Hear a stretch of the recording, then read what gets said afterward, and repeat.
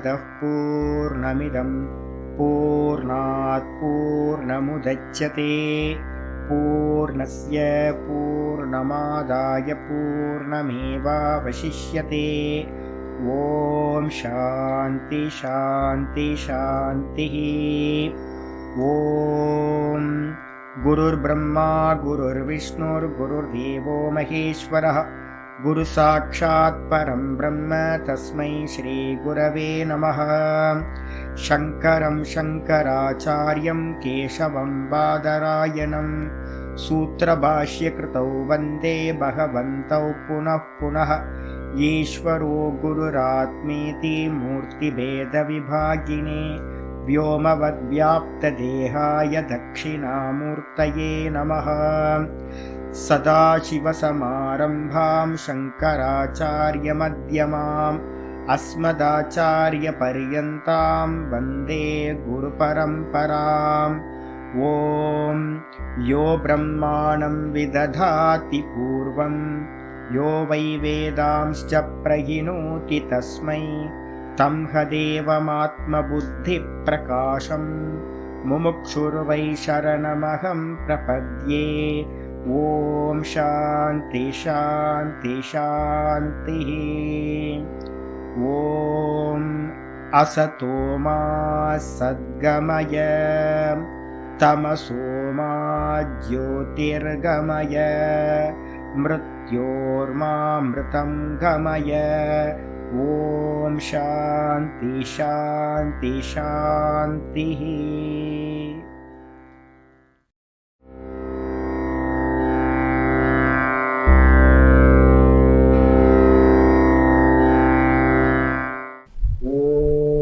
गुरुर्ब्रह्मा गुरुर्विष्णुर्गुरुर्देवो महेश्वरः गुरु साक्षात् परं ब्रह्म तस्मै श्री गुरवे नमः। वन्दे गुरूणां चरणारविन्दे सन्दर्शितस्वात्मसुखावबोधे निःश्रेयसे जाङ्गलिकायमाने संसारहालाहलमोघशान्त्यै। योगेन चित्तस्य पदेन वाचां मलं शरीरस्य च वैद्यकेन योपाकरोत्तं प्रवरं मुनीनां पतञ्जलिं प्राञ्जलिरानतोऽस्मि। आबाहुपुरुषाकारं शङ्खचक्रासिधारिणं सहस्रशिरसं श्वेतं प्रणमामि पतञ्जलिं। यस्त्यक्त्वा रूपमाद्यं प्रभवति जगतो अनेकदानुग्रहाय प्रक्षीणक्लेशराशिर्विषमविषधरो अनेकवक्त्रसुभोगी सर्वज्ञानप्रसूतिर्भुजगपरिकरः प्रीतये यस्य नित्यं देवो हीशः स वो व्यात्सितविमलतनुः योगदो योगयुक्तः योगदो योगयुक्तः। ॐ अथ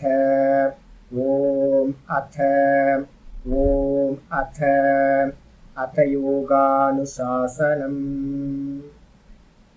நம்ம பார்த்துக்கிட்டு இருக்கிறது யோக சூத்திரத்துல ரெண்டாவது பாதம் பார்த்துக்கிட்டு இருக்கோம். சாதனா பாதம் வியாச பாஷ்யம் பார்த்துட்டு இருக்கோம். இதுல நேத்து பாத்தீங்கன்னா நம்ம என்ன பார்த்துருக்கோம் அப்படின்னா முக்கியமான சூத்திரம் 11வது சூத்திரம் முடிச்சிருக்கோம். தியான ஹேயாஸ் தத்விருத்தயா.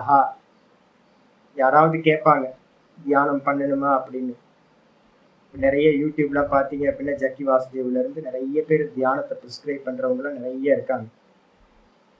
எந்த கொஞ்சமாவது நீங்க தியானம் கண்ண மூடி உட்கார்ந்தாலும் அதுக்கு ஒரு பிரயோஜனம் இருக்கு. அது மனசுல நல்லா புரிஞ்சு.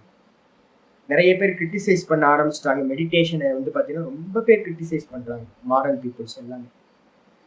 அப்ப பாத்தீங்கன்னா சூத்திரம் சொல்லுது என்னன்னு கேட்டீங்கன்னா தியான ஹேயாஹா தியான ஹேயாஹா தத்விருத்தயா. முக்கியமான சூத்திரம். தியானத்தினால் பாத்தீங்கன்னா என்ன நடக்கும் அப்படின்னு கேட்டீங்கன்னா நான் ஏற்கனவே சொல்லியிருக்கேன் 3 விஷயங்கள் இருக்கா. ஒண்ணு மனசுல இருக்கிறதுக்கு பேரு கிளேஷங்கள்.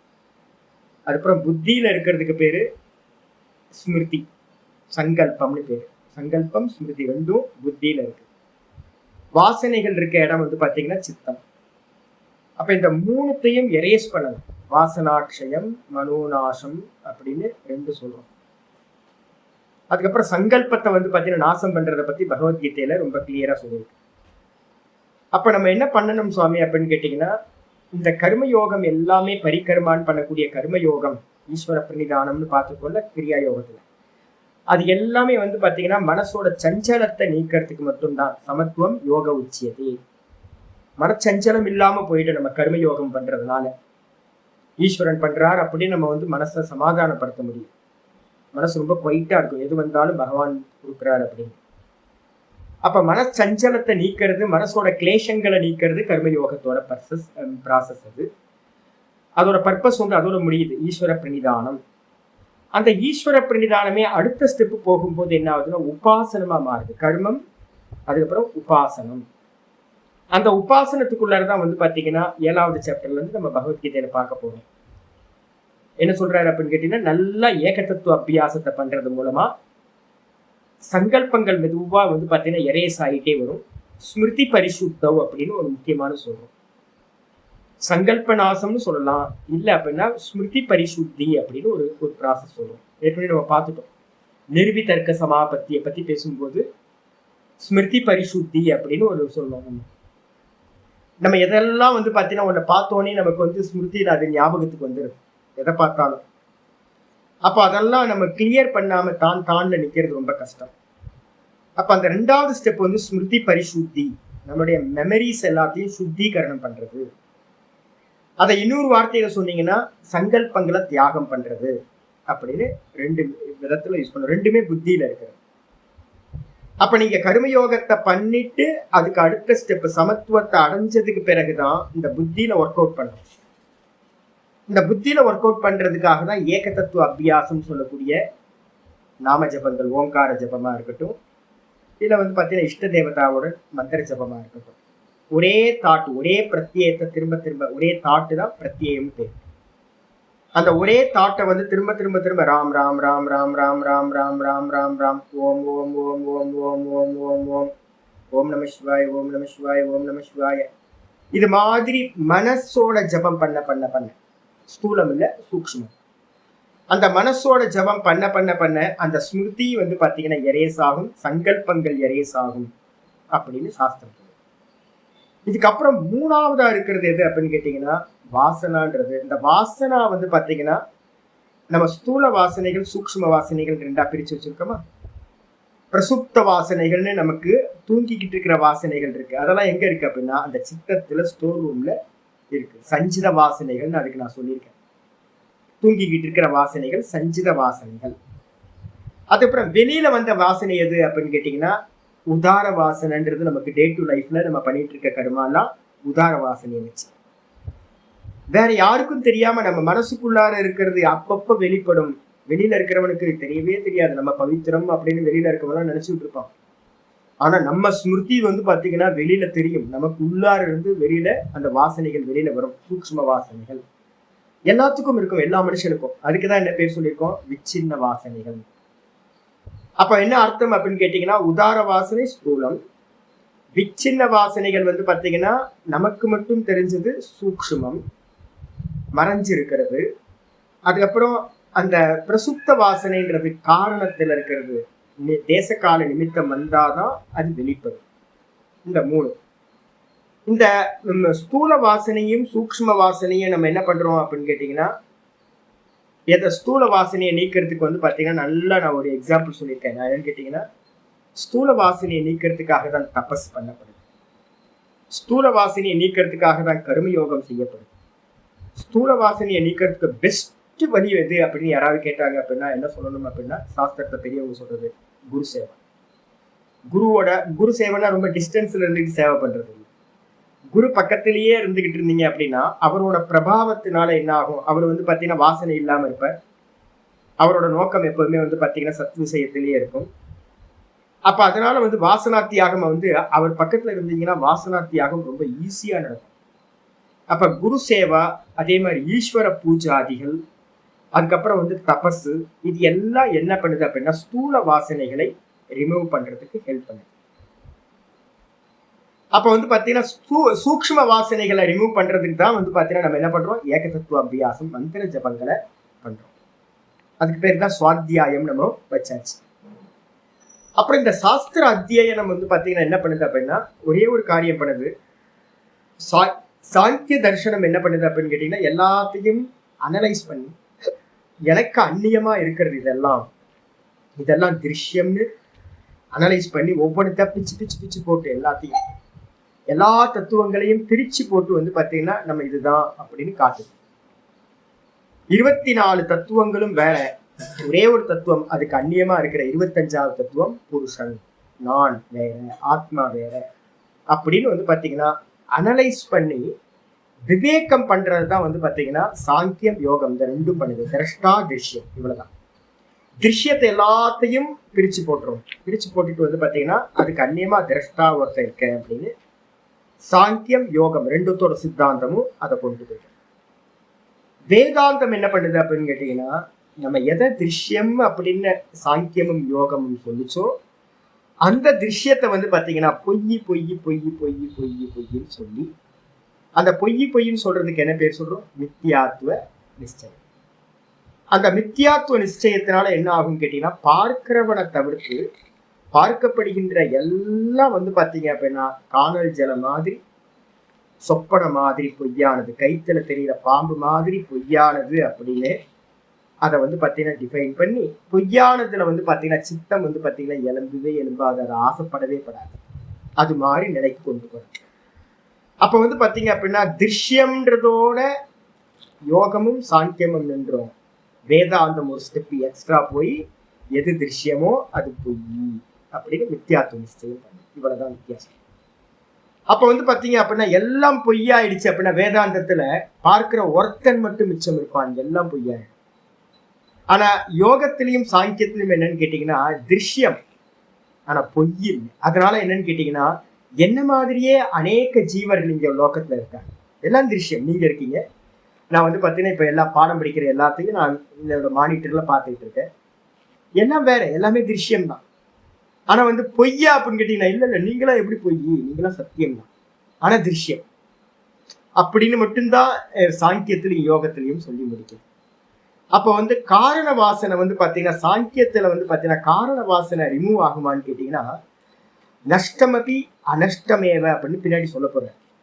இவன் அளவுல வந்து பாத்தீங்கன்னா அது நஷ்டமான மாதிரி இருக்கும், ஆனா அந்த மாயா வந்து பாத்தீங்கன்னா மற்றவங்களுக்கு இருக்கு அப்படின்னு சூத்திரம் சொல்லுது.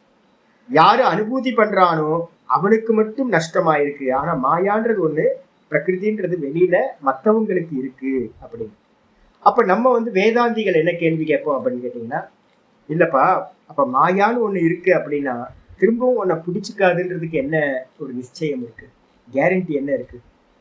எப்படி பிடிச்சதோ நம்மளை முன்னாடி எப்போ பிடிச்சது அதே மாதிரி திரும்பவும் மாயா வந்து பாத்தீங்கன்னா பிடிச்சிக்கலாம்ல நம்மள அப்படின்னு வந்து பாத்தீங்கன்னா நம்ம கேள்வி கேட்டா அவங்கள்ட்ட ஆன்சர் இல்லை. அப்ப அதனால வந்து பாத்தீங்க அப்படின்னா மாயா வந்து பாத்தீங்கன்னா சாங்கியத்துல இதுல இருக்கிறதுனால அந்த காரண வாசனை வந்து பாத்தீங்கன்னா முழுசா போகல அப்படின்னு அர்த்தம். காரண வாசனை இருந்துகிட்டே இருக்கும், சஞ்சித வாசனைகள் சஞ்சித கர்மங்கள் இருந்துகிட்டே இருக்கும், அது ஜென்மத்தை கொடுத்துக்கிட்டே இருக்கும். அதனால வந்து பாத்தீங்கன்னா யோகத்திலையும் என்ன இருக்கு அப்படின்னா வாசனைகள், அந்த பீஜத்துல இருக்கிற வாசனைகள் வேதாந்த திருஷ்டிப்படி பாத்தீங்கன்னா பூரண நாசம் இல்லை. பூரண நாசம் நித்தியாத்துவ நிச்சயத்தினால மட்டும்தான் உண்டாகும் அப்படின்னு நம்ம புரிஞ்சுக்கணும்.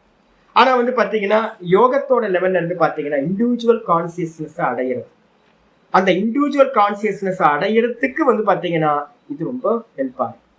அப்ப என்லைட்மெண்ட் எப்படிப்பட்டது அப்படின்னு கேட்டீங்கன்னா, பார்ஷியல் என்லைட்மெண்ட் யோகத்திலையும் சாங்கியத்திலையும் நடந்துடும் அப்படின்னு புரிஞ்சுக்கணும். அப்போ நம்ம என்ன பண்றோம் அப்படின்னு கேட்டீங்கன்னா, இதுல இருந்து புரிஞ்சுக்கிறது என்னன்னு கேட்டீங்கன்னா, தியான ஹேயாகா அப்படின்றதுக்கு அர்த்தம் சஞ்சிதத்துல இருக்கிறது வந்து பாத்தீங்கன்னா அந்த சூக்ஷ்ம வாசனைகள் இருக்குல்ல, அதுல 2 கேட்டகரி பண்ணிக்கீங்க. ஒண்ணு வந்து பாத்தீங்கன்னா சஞ்சித வாசனைகள்னு எடுத்துங்க, இன்னொன்று வந்து பாத்தீங்க அப்படின்னா மெச்சூரிட்டி ஆகி வந்து பாத்தீங்கன்னா பலன் கொடுக்கறதுக்கு இருக்கு ஆனா தெரியலன்னு அர்த்தம், என்ன தெரியாம இருக்கு, தூங்கிக்கிட்டு இருக்கிற வாசனைகள் இருக்குது. அப்ப இப்ப நம்ம டே டு லைஃப்ல நம்ம பார்த்துட்டு இருக்கோம், நம்ம வாசனைகள்லாம் நிறைய தூங்கிக்கிட்டு இருக்கு.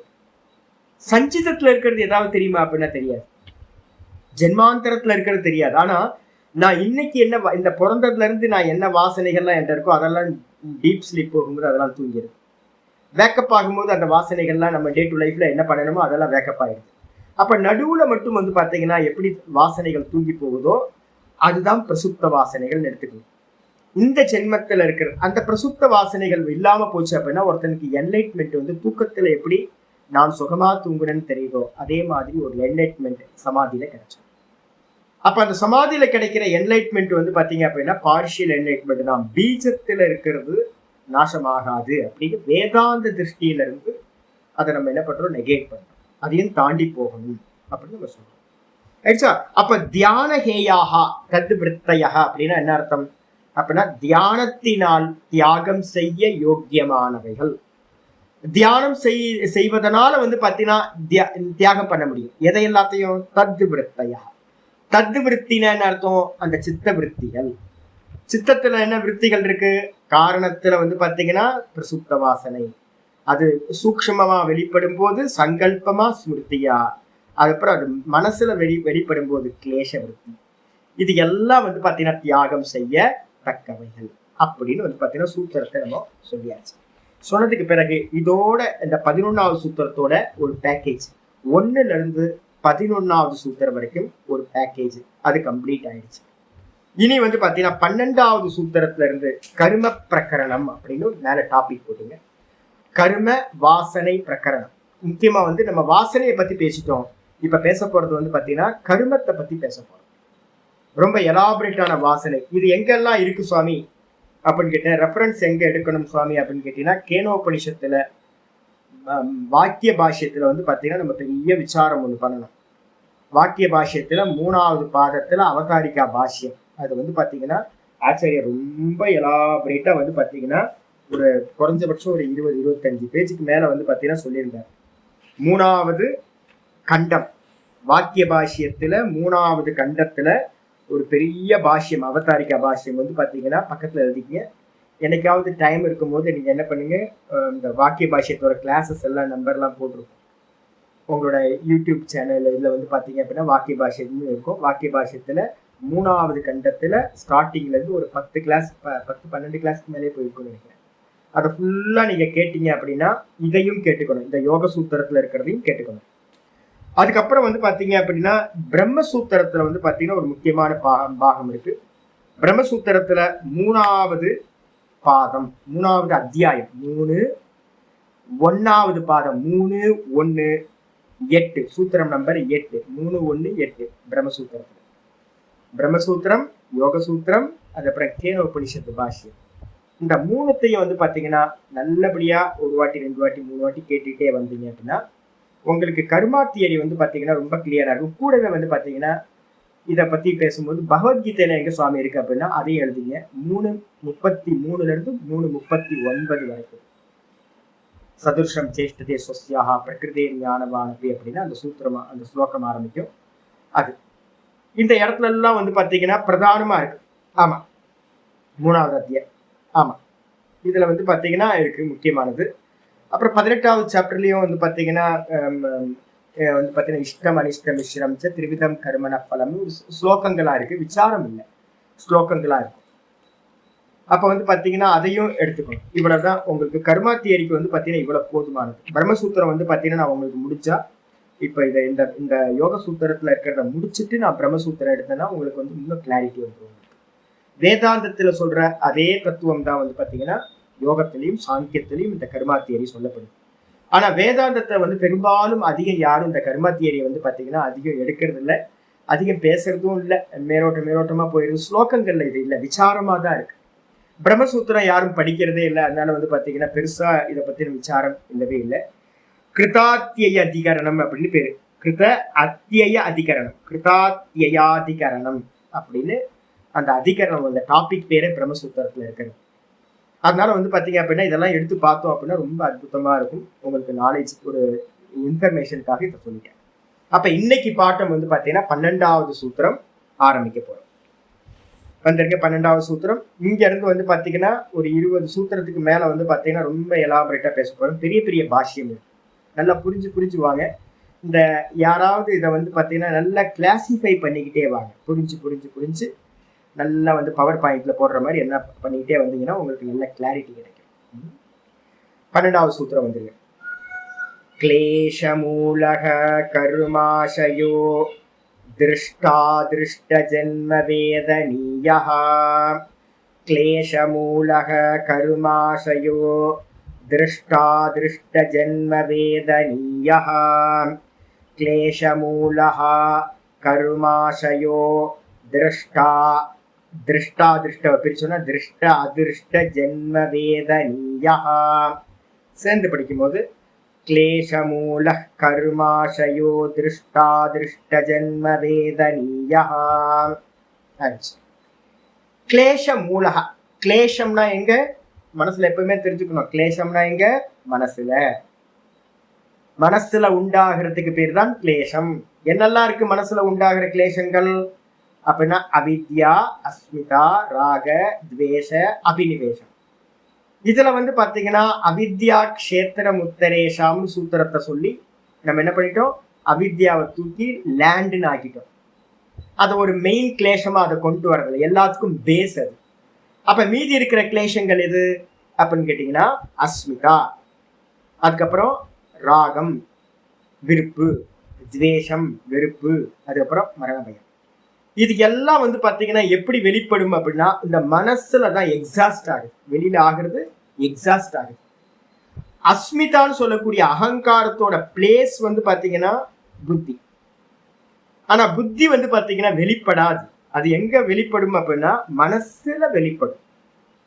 அப்ப பாத்தீங்கன்னா அஸ்மிதாவோட வெளிப்பாடு அகங்காரம்ன்ற கிளேசத்தோட வெளிப்பாடு மனசுல, ராகமும் மனசுல எனக்கு இது விருப்பமா இருக்கு, எனக்கு இது விருப்பம் இல்லை, ராக துவேஷம். அப்புறம் பயம் வர்றதும் பாத்தீங்கன்னா மனசுலதான் பயமும் வருது. இது எல்லாம் பாத்தீங்கன்னா மனசுலதான் இந்த கிளேசங்கள் எல்லாம் இருக்கு. இதுல பாத்தீங்க அப்படின்னா பிருகதாரண்ய மந்திரம் பாத்தீங்கன்னா ஒரு அருமையான மந்திரம் இருக்கு. பிருகதாரண்யத்துல பாத்தீங்க அப்படின்னா மந்திரம் இருக்கு. என்னன்னு கேட்டீங்கன்னா 1-5-3 மந்திரம் 1-5-3 பிருகதாரண்யகம் உபனிஷத். த்ரீண்யாத்மனே குருதேதி மனோவாசம் பிராணம் தானி ஆத்மனோ அகுருத தானி அத்ர மனா அபுவம் ந அதர்ஷம் நாதர்ஷம் அன்யத்ர மனா அபூவம் நாஸ்ரௌஷமிதி மனசாஹேவ பஷ்யதி. இதுங்கிறத மந்திரம் முக்கியமானது. மனசாஹேவ பஷ்யதி மனசாஹேவ ஸ்ருணோதி காம சங்கல்ப விசிகித்சா ஸ்ரத்தா அஸ்ரத்தா திருதீர் அத்ருதீர் ஹ்ரீர் தீர் பீர் இத்யேதத் சர்வம் மன ஏவ.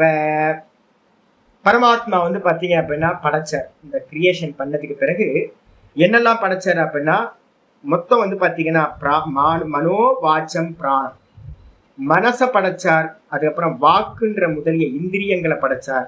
அதுக்கப்புறம் பாத்தீங்கன்னா பிராணனை படைத்தார் அப்படின்னு இருக்கு. அந்த படைச்சதுக்கு பிறகு பாத்தீங்க அப்படின்னா இதுல பாத்தீங்கன்னா இந்த மனசு வாக்கு இந்திரியம் இருக்குல்ல, இந்த மனசு ரொம்ப பிரதானம்.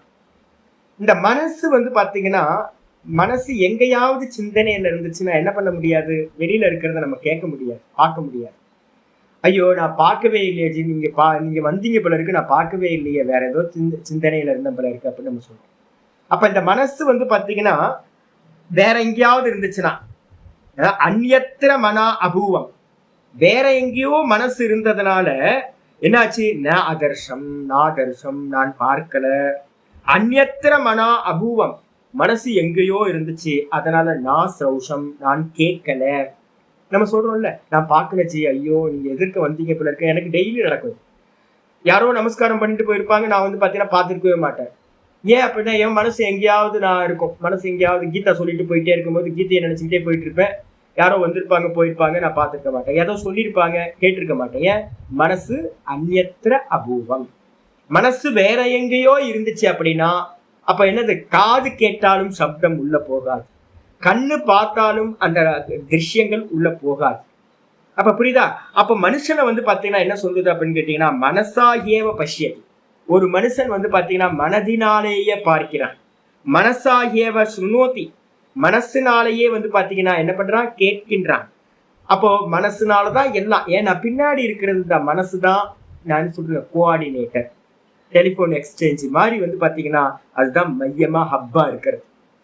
மற்ற எல்லா இந்திரியங்களோட விஷயங்களையும் அது அதுக்கு கரெக்டா வந்து பார்த்தீங்கன்னா நான் பேசிட்டு இருக்கும்போதே கையை ஆட்டுறல எப்படிங்க இது ஆச்சரியமா இருக்குல்ல.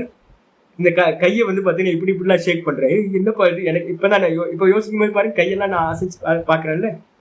எப்படி இப்ப பாருங்க தலையை நான் இச்சிங் வந்து தலையில இருக்கு. இந்த கை தன்னால போய் இச்சிங் பண்ற இடத்த வந்து பாத்தீங்கன்னா இது பண்ணுது. அப்ப யாருப்பா சொன்னது? இந்த கை வேற, இந்த இச்சிங்கோட ஸ்பர்ஷ இந்திரியம் வேற, இந்த கை வேற. நான் பேசுறது வேற, அதோட அர்த்தம் வேற. இந்த கையை வந்து இப்படி ஆட்டுறேன் நான். அப்ப இந்த கண்ணை வந்து பாத்தீங்கன்னா முழிச்சு பாக்குறேன் நான், எக்ஸ்பிரஸ் கொடுக்குறேன் நான். அப்ப இந்த இதெல்லாத்தையும் யாரோ ஒரு கோஆர்டினேட்டரா இருந்து இது பண்ணணும், ஆர்கனைஸ் பண்ணணும். யாரு அப்படின்னா ஆர்கனைசர் யாரு? இந்த மனசு. அப்ப இந்த மனசு வந்து பாத்தீங்க அப்படின்னா எப்படிப்பட்டது அப்படின்னா இந்த மனசுல என்னெல்லாம் இருக்கு? தாட் ப்ராசஸ் இருக்கா? நம்ம என்ன பண்ணிருக்கோம் அப்படின்னு கேட்டீங்கன்னா கிளேஷங்கள் அப்படின்னு சொல்லிட்டு நம்ம என்ன பண்ணிட்டோம்? வெறும் ராகம் துவேஷம் மட்டும் சொன்னோமா கிளேஷம் அப்படின்னு.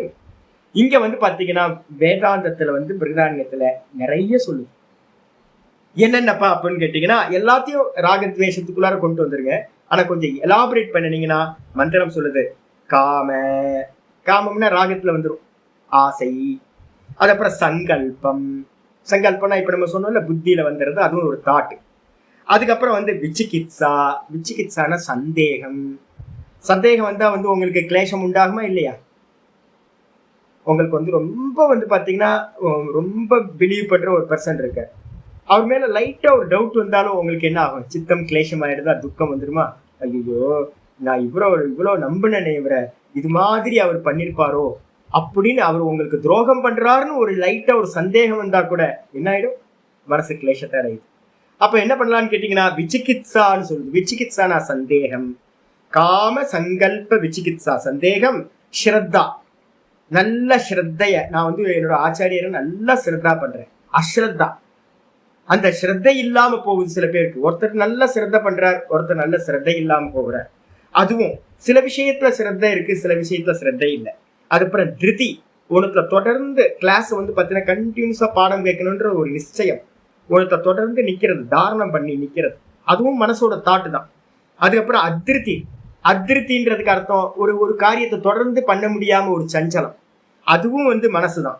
ஹிரி, ஒரு லஜ்ஜா, ஒரு வெக்கம் வருது இல்ல, அந்த வெக்கத்துக்கு வந்து பாத்தீங்கன்னா லஜ்ஜான்னு பேர். அந்த லஜ்ஜா வந்து பாத்தீங்கன்னா ஹ்ரீன்னு பேர். அதுக்கப்புறம் வந்து தீர், புத்தி, நம்ம சொல்றோமே நாலேஜ் அப்படின்னு, புத்தி விருத்தி, இது புஸ்தகம், இது மானிட்டர், இது லேப்டாப் அப்படின்னு நம்ம சொல்றோம்ல, இதெல்லாம் வந்து பாத்தீங்கன்னா தீர்ன்ற இது. அதுக்கப்புறம் பயமா இருக்கிறது, நம்ம மரண பயத்துக்குள்ளார இதை கொண்டு வந்துட்டோம். எல்லா பயமும் வந்து பாத்தீங்கன்னா மரண பயம் அப்படின்னு நம்ம கொண்டு வந்துட்டோம். இது ஏதத் சர்வம் மன ஏவன், இது எல்லாம் வந்து பாத்தீங்க அப்படின்னா மனசுதான் அப்படின்னு வந்து பாத்தீங்க அப்படின்னா சொல்லி. அப்ப சொன்னதுக்கு பிறகு வந்து பாத்தீங்கன்னா சாஸ்திரம் வந்து பாத்தீங்க அப்படின்னா இங்க ஆரம்பிக்குது. கிளேஷ மூலம் அப்படின்னா, கிளேஷம்னா என்னெல்லாம் எடுத்துக்கலாம்? இப்ப நான் சொன்னதான் எடுத்துக்கலாம். காமம் எடுத்துக்கலாம், சங்கல்பம் எடுத்துக்கலாம், அதுக்கப்புறம் அதுல இருந்து உண்டாகிற ராக துவேஷம், அப்புறம் சந்தேகம், பயம், லஜ்ஜை, வெக்கம், அதுக்கப்புறம் வந்து எதெல்லாம் இருக்கோ இந்த எமோஷனல் நம்ம சொல்றோம் பாத்தீங்களா, இந்த எமோஷனா எதெல்லாம் நம்ம பாக்குறோமோ அந்த எமோஷன் எல்லாத்தையும் தூக்கி என்ன பண்ணுங்க அப்படின்னா கிளேஷத்துக்குள்ளார போட்டு. அப்போ யோக சூத்திரத்துப்படி கிளேஷம்னு பாத்தீங்கன்னா 5 தான் வரும். ஆனா வேதாந்த திருஷ்டிப்படி பாத்தீங்கன்னா கிளேஷம்னு எடுத்துக்கிட்டீங்கன்னாவே எல்லா உணர்ச்சிகளும் வந்து பாத்தீங்கன்னா என்னது? காதல். கிளேஷம் இல்லையா? நான் ஒரு யூடியூப் ஒண்ணு பார்ப்பேன் அடிக்கடி. ஐயோ நொந்து போவான். இந்த லவ்வர்ஸ் படுற அவஸ்தை இருக்கு பாத்தீங்களா? ஐயோ ரொம்ப கஷ்டம், நிம்மதியாவே இருக்க மாட்டாங்க. நம்ம வெளில இருந்து பாக்குறதுக்கு ரொம்ப ரொம்ப சந்தோஷமா இருக்காங்களா லவ்வர்ஸ் அப்படின்னு. ஐயோ ஒரே சண்டையும் சச்சரவுமா தான் போயிட்டு இருக்கும். லவ் பண்ண ஆரம்பிச்சுட்டா அவ்வளவுதான், முடிஞ்சு போச்சுன்னு அர்த்தம். காதல் எங்க இருக்கோ அங்கெல்லாம் கிளேஷம் கண்டிப்பா இருக்கும். அன்பு எங்க இருக்கோ அங்கெல்லாம் கிளேஷம் இருக்கும் கண்டிப்பா இருக்கும். அப்ப வந்து பாத்தீங்கன்னா உணர்வுகள்னு எதெல்லாம் உணர்வுகள்னு எடுக்கிறீங்களோ அந்த உணர்வுகளை எல்லாத்தையும் எதுக்குள்ளார கொண்டு வந்துருங்க? கிளேஷத்துக்குள்ளார கொண்டு வந்து எல்லாத்தையும் கொண்டு வந்து. அப்ப ஒரு 4 மட்டும் இல்ல, அகங்காரம் அதுக்குள்ளார நிறைய இருக்கு. என்னை வந்து பாத்தீங்கன்னா ஒரு சன்னியாசியை வந்து பாத்தீங்கன்னா சுவாமின்னு கூப்பிட்டா எனக்கு வந்து பாத்தீங்கன்னா ப்ராப்ளம் இல்லை. சாமி அப்படி, இங்க திருவண்ணாமலையில அப்படிதான் கூப்பிடுவாங்க. திருவண்ணாமலையில வந்தீங்க அப்படின்னா சாமி அப்படின்னா, சாமியா சாமின்னு கூப்பிட்டாவே வந்து பாத்தீங்கன்னா உள்ளுக்குள்ளார அப்படியே ஒரு மாதிரி ஒரு லஜ்ஜாவா ஒரு கூச்சம் வரும். அப்ப என்ன அர்த்தம்? அகங்காரம். அதுக்கு என்ன அர்த்தம்? அகங்காரம். சாமின்னு கூப்பிட்டா இதா இருக்கு, சுவாமி அப்படின்னா ரொம்ப சந்தோஷமா இருக்கு, சாமி அப்படின்னா ஒண்ணு தானேப்பா, ஆனா அக்செப்ட் பண்ண முடியல. திருவண்ணாமலையில அவ்வளோ இது இருக்கு, எனக்கு அடிக்கடி வந்து இது நடந்துட்டு இருக்கு. இதுக்கு என்ன பேரு? அகங்காரம். பயம்னு நம்ம எடுக்கிறோமே, எல்லா பயங்களும் என்னது? எல்லா பயங்களும் மரண பயம் தான். அதுக்குள்ளார கொண்டு வந்துடலாம். எல்லாம் ராகம் தான். அப்ப ராகத்துக்கு நம்ம சொல்லிக்கொள்ள, நீங்க ஆசை, ஆசை நிறைவேறலன்னா குரோதம், ஆசை நிறைவேறுச்சுன்னா லோபம், மோகம், மதம், மாத்சரியம், அப்படி எல்லாம். அப்ப நீங்க சித்த விருத்திகளுக்குள்ளார வந்து பாத்தீங்கன்னா மனசுன்றதுக்குள்ளார நம்ம வேதாந்த திருஷ்டியில பாத்தீங்கன்னா எல்லாத்தையும் வந்து பாத்தீங்கன்னா சர்வம் மனையவன் கொண்டு வந்துடலாம். எல்லாம் மனசுதான் அப்படின்னு மந்திரம் சொல்லுது. அப்ப வந்து பாத்தீங்கன்னா கிளேசங்களுக்கு மூலம் இருக்கா சுவாமி அப்படின்னு கேட்டீங்கன்னா ஆமா இருக்கு. கிளேசத்துக்கு மூலம்னா மூல காரணம். காசு இருக்கா? ஆமா இருக்கு. கிளேச மூலகா, கிளேசங்களுக்கு மூலம், உணர்வுகளுக்கு துக்கப்படுத்தக்கூடிய உணர்வுகள், உணர்வுகள் எல்லாமே துக்கப்படுத்துறது. நான் வந்து பாத்தீங்க அப்படின்னா சுவாமி ரொம்ப இது பண்றேன். நேற்று ஒரு 2 நாளுக்கு முன்னாடி வந்து பாத்தீங்கன்னா கோயிலுக்கு போறேன், கோயிலுக்கு போகும்போது ரொம்ப நல்ல மனசு எண்ணத்தோட போயிருந்தேன், நல்லா போயிருந்தேன். நான் என்னாச்சு அப்படின்னு கேட்டீங்கன்னா ரொம்ப டிராபிக். கோயிலுக்குள்ளார போனோன்னா தீபத்தை வந்து பாத்தீங்கன்னா நமஸ்காரம் பண்றதுக்காக தீபத்தை தொட்ட அணைஞ்சு போச்சு. தீபத்தை வந்து பாத்தீங்கன்னா நானே கையில வந்து பதற்றோம் அணைச்சிட்டேன். உடனே வந்து பாத்தீங்கன்னா பகவான்கிட்ட வந்து சண்டை போடுறேன், ஏன் இது மாதிரி பண்ணிட்டேன் அப்படின்னு. அப்போ வந்து பாத்தீங்கன்னா ஒரு ஒரு பக்தி கூட வந்து பாத்தீங்கன்னா என்ன ஆகுது அப்படின்னு கேட்டீங்கன்னா நமக்கு கோபமா வெளிப்படுது. அப்போ வந்து ஏன் பகவான் ஏன் இப்படி பண்ற அப்படின்னு, எனக்கு வந்து ஏன் ஃபேவரா இல்லாம எனக்கு வந்து ஆப்போசிட்டா சரி காரியம் எல்லாம் பண்ற அப்படின்னு பகவான்கிட்டே கோபப்படுறோம். அப்ப இது எல்லாம் கிளேஷம் தான், எல்லாம் கிளேஷம். இந்த உணர்வுகள் மனசு இருக்கிற வரைக்கும் இந்த கிளேஷம் இருந்துகிட்டே இருக்கும். கிளேஷம்னா என்னது? துக்க ஹேதுக்காக, வேற எதுவுமே இல்லை. துக்கத்துக்கு காரணமா இருக்கக்கூடியதா இருக்கிற எல்லா உணர்வுகளும் கிளேஷங்கள் அப்படின்னு பேர். அப்ப அந்த கிளேஷங்கள் எல்லாத்துக்கும் வந்து பாத்தீங்கன்னா மூலம் ஒண்ணு இருக்கணும். மூலத்துக்கு தான் சொல்லிட்டேமே சுவாமி, என்ன சொன்னீங்க? அவித்யா கஷேத்திர முத்திரேஷம் சொல்லிட்டீங்கல்ல, அதான் அவித்யா தானே சுவாமி அப்படின்னு கேட்டீங்கன்னா அதெல்லாம் காமனா சொல்றது. அது இன்னும் எக்ஸ்பிளைன் பண்ணீங்களா சுவாமி அப்படின்னு கேட்டீங்கன்னா, அவித்யான்னு சொல்லிட்டா ஒரே வாரத்துல இந்த நீங்க வேதாந்திகள் இந்த நியூ வேதாந்திஸ்ட போய் எங்க கேட்டீங்கன்னாலும் இதெல்லாம் அவித்யாப்பா மாயாப்பான்னு சொல்லி விட்டுருவாங்க. அப்படிலாம் சொல்லக்கூடாது. இன்ஜினியரிங் படிக்கிறவன் வந்து பாத்தீங்கன்னா அணுவா எல்லாத்தையும் டிஃபைன் பண்ணணும், எல்லாத்தையும் பிரிச்சு போடணும். யோக சாஸ்திரம் சொல்லுது இந்த மூலத்துக்கு எல்லாத்துக்கும், இந்த கிளேஷங்களுக்கு மூலம் எது அப்படின்னா கருமாஷயா. கருமாஷயம் அப்படின்னா என்ன அர்த்தம்? நான் ஏற்கனவே உங்கள்கிட்ட சொல்லியிருக்கேன். கருமம் அப்படின்னா நம்ம பண்ற டே டு லைஃப்ல பண்ற கருமம். அப்ப கர்மா என்ன பண்ணும் அப்படின்னு கேட்டீங்கன்னா, நான் ஏற்கனவே சொல்லியிருக்கேன், எந்த கர்மாவா இருந்தாலும் புண்ணியம், பாப்பம், அதுக்கப்புறம் நியூட்ரல், 3 கர்மாவாயிடுதா? இந்த 3ம் வந்து பாத்தீங்க அப்படின்னா இருக்கு. அப்ப எந்த கர்மா பண்ணாலும் புண்ணியம், பாப்பம், நியூட்ரல்னு 3 கர்மாவா மாறும். கர்மா பண்ணும்போது வந்து பாத்தீங்க அப்படின்னா என்ன பண்றேன்? மலையை சுத்துறேன். நான் ஒரு கர்மா பண்றேன், புண்ணிய கர்மா, திருவண்ணாமலைய சுத்துறேன் 14 கிலோமீட்டர். அப்ப என்ன அனுபவம் வருது? ஒரே பெயின் வந்து முடிக்கிறதுக்குள்ளார கடைசி ஒரு 3 கிலோமீட்டரு ரொம்ப கஷ்டப்பட்டு பெயினோட வந்து முடிச்சுட்டேன். அப்பா அப்படின்னு வியர்த்து விறுவிறுக்க வந்து உட்கார்ந்தாச்சு. வலிக்குது, உடம்பெல்லாம் வலிக்குது. நைட்டு படுக்கும் போது உடம்பெல்லாம் வலிக்குது. மறுநாள் காலையில் கொஞ்சம் லேட்டா எழுந்திருக்கிறேன். அப்ப என்ன அனுபவம் இருக்கு? துக்க அனுபவம் இருக்கு உடம்புல. மனசு எப்படி இருக்கு அப்படின்னு கேட்டா, ஐயோ என்ன அனுபவம் தெரியுங்களாச்சு, கிரிவலம் போயிட்டு வந்தோம்னா ஆனந்தமா இருந்துச்சு. பாருங்களேன், ஒரே கர்மா பாடியில வந்து பாத்தீங்கன்னா துக்கத்தை கொடுத்துருக்கு, ஆனா மனசுக்கு வந்து பாத்தீங்கன்னா ஒரு உற்சாகத்தையும் ஒரு சந்தோஷத்தையும் ஒரு நிறைவையும் கொடுக்குது. இது என்ன ஆகும் அப்படின்னு கேட்டீங்கன்னா, கர்மா பண்ணது வந்து பாத்தீங்கன்னா என்ன ஆயிடும்? புண்ணியமா போய் கணக்குல சேர்ந்துடும்.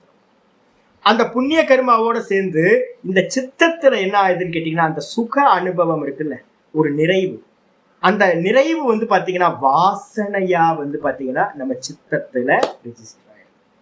அப்ப எப்பவுமே சொல்லணும், இப்ப நான் வந்து பாடம் எடுத்துக்கிட்டு இருக்கேன், இது ஒரு கர்மா, ஒரு வாக்குல நடக்கிற கர்மா. இந்த கர்மா வந்து பாத்தீங்கன்னா ஞானத்தை விட்டுருங்க, கர்மாவை எடுத்துங்க. ஒரு ஆக்ஷனா எடுத்துக்கிட்டீங்கன்னா இது வந்து பாத்தீங்க அப்படின்னா ஒரு புண்ணிய கர்மா. நீங்க பாடம் கேட்கறது ஒரு புண்ணிய கர்மா. இந்த கர்மா வந்து பாத்தீங்கன்னா உங்களோட பேங்க் பேலன்ஸ்ல கர்மா லிஸ்ட்ல புண்ணிய கர்மாவை சேர்ந்துரும். ஆனா இப்ப எடுக்கிற இந்த சுக அனுபவமா இருக்கட்டும், இல்ல வந்து போர் அடிக்குதுன்னா இருக்கட்டும், எதா இருந்தாலும் அது என்ன ஆயிடும்னு கேட்டீங்கன்னா சித்தத்துல போய் வாசனையா பதிவாகும். அப்ப எப்பவுமே மனசுல எடுக்கணும். யோக சூத்திரம் படிச்சதுக்கு பிறகு நீங்க இனி எந்த இடத்துல எந்த பிரயோகம் பண்ணினாலும் கர்ம வாசனை அப்படின்னு பயன்படுத்து.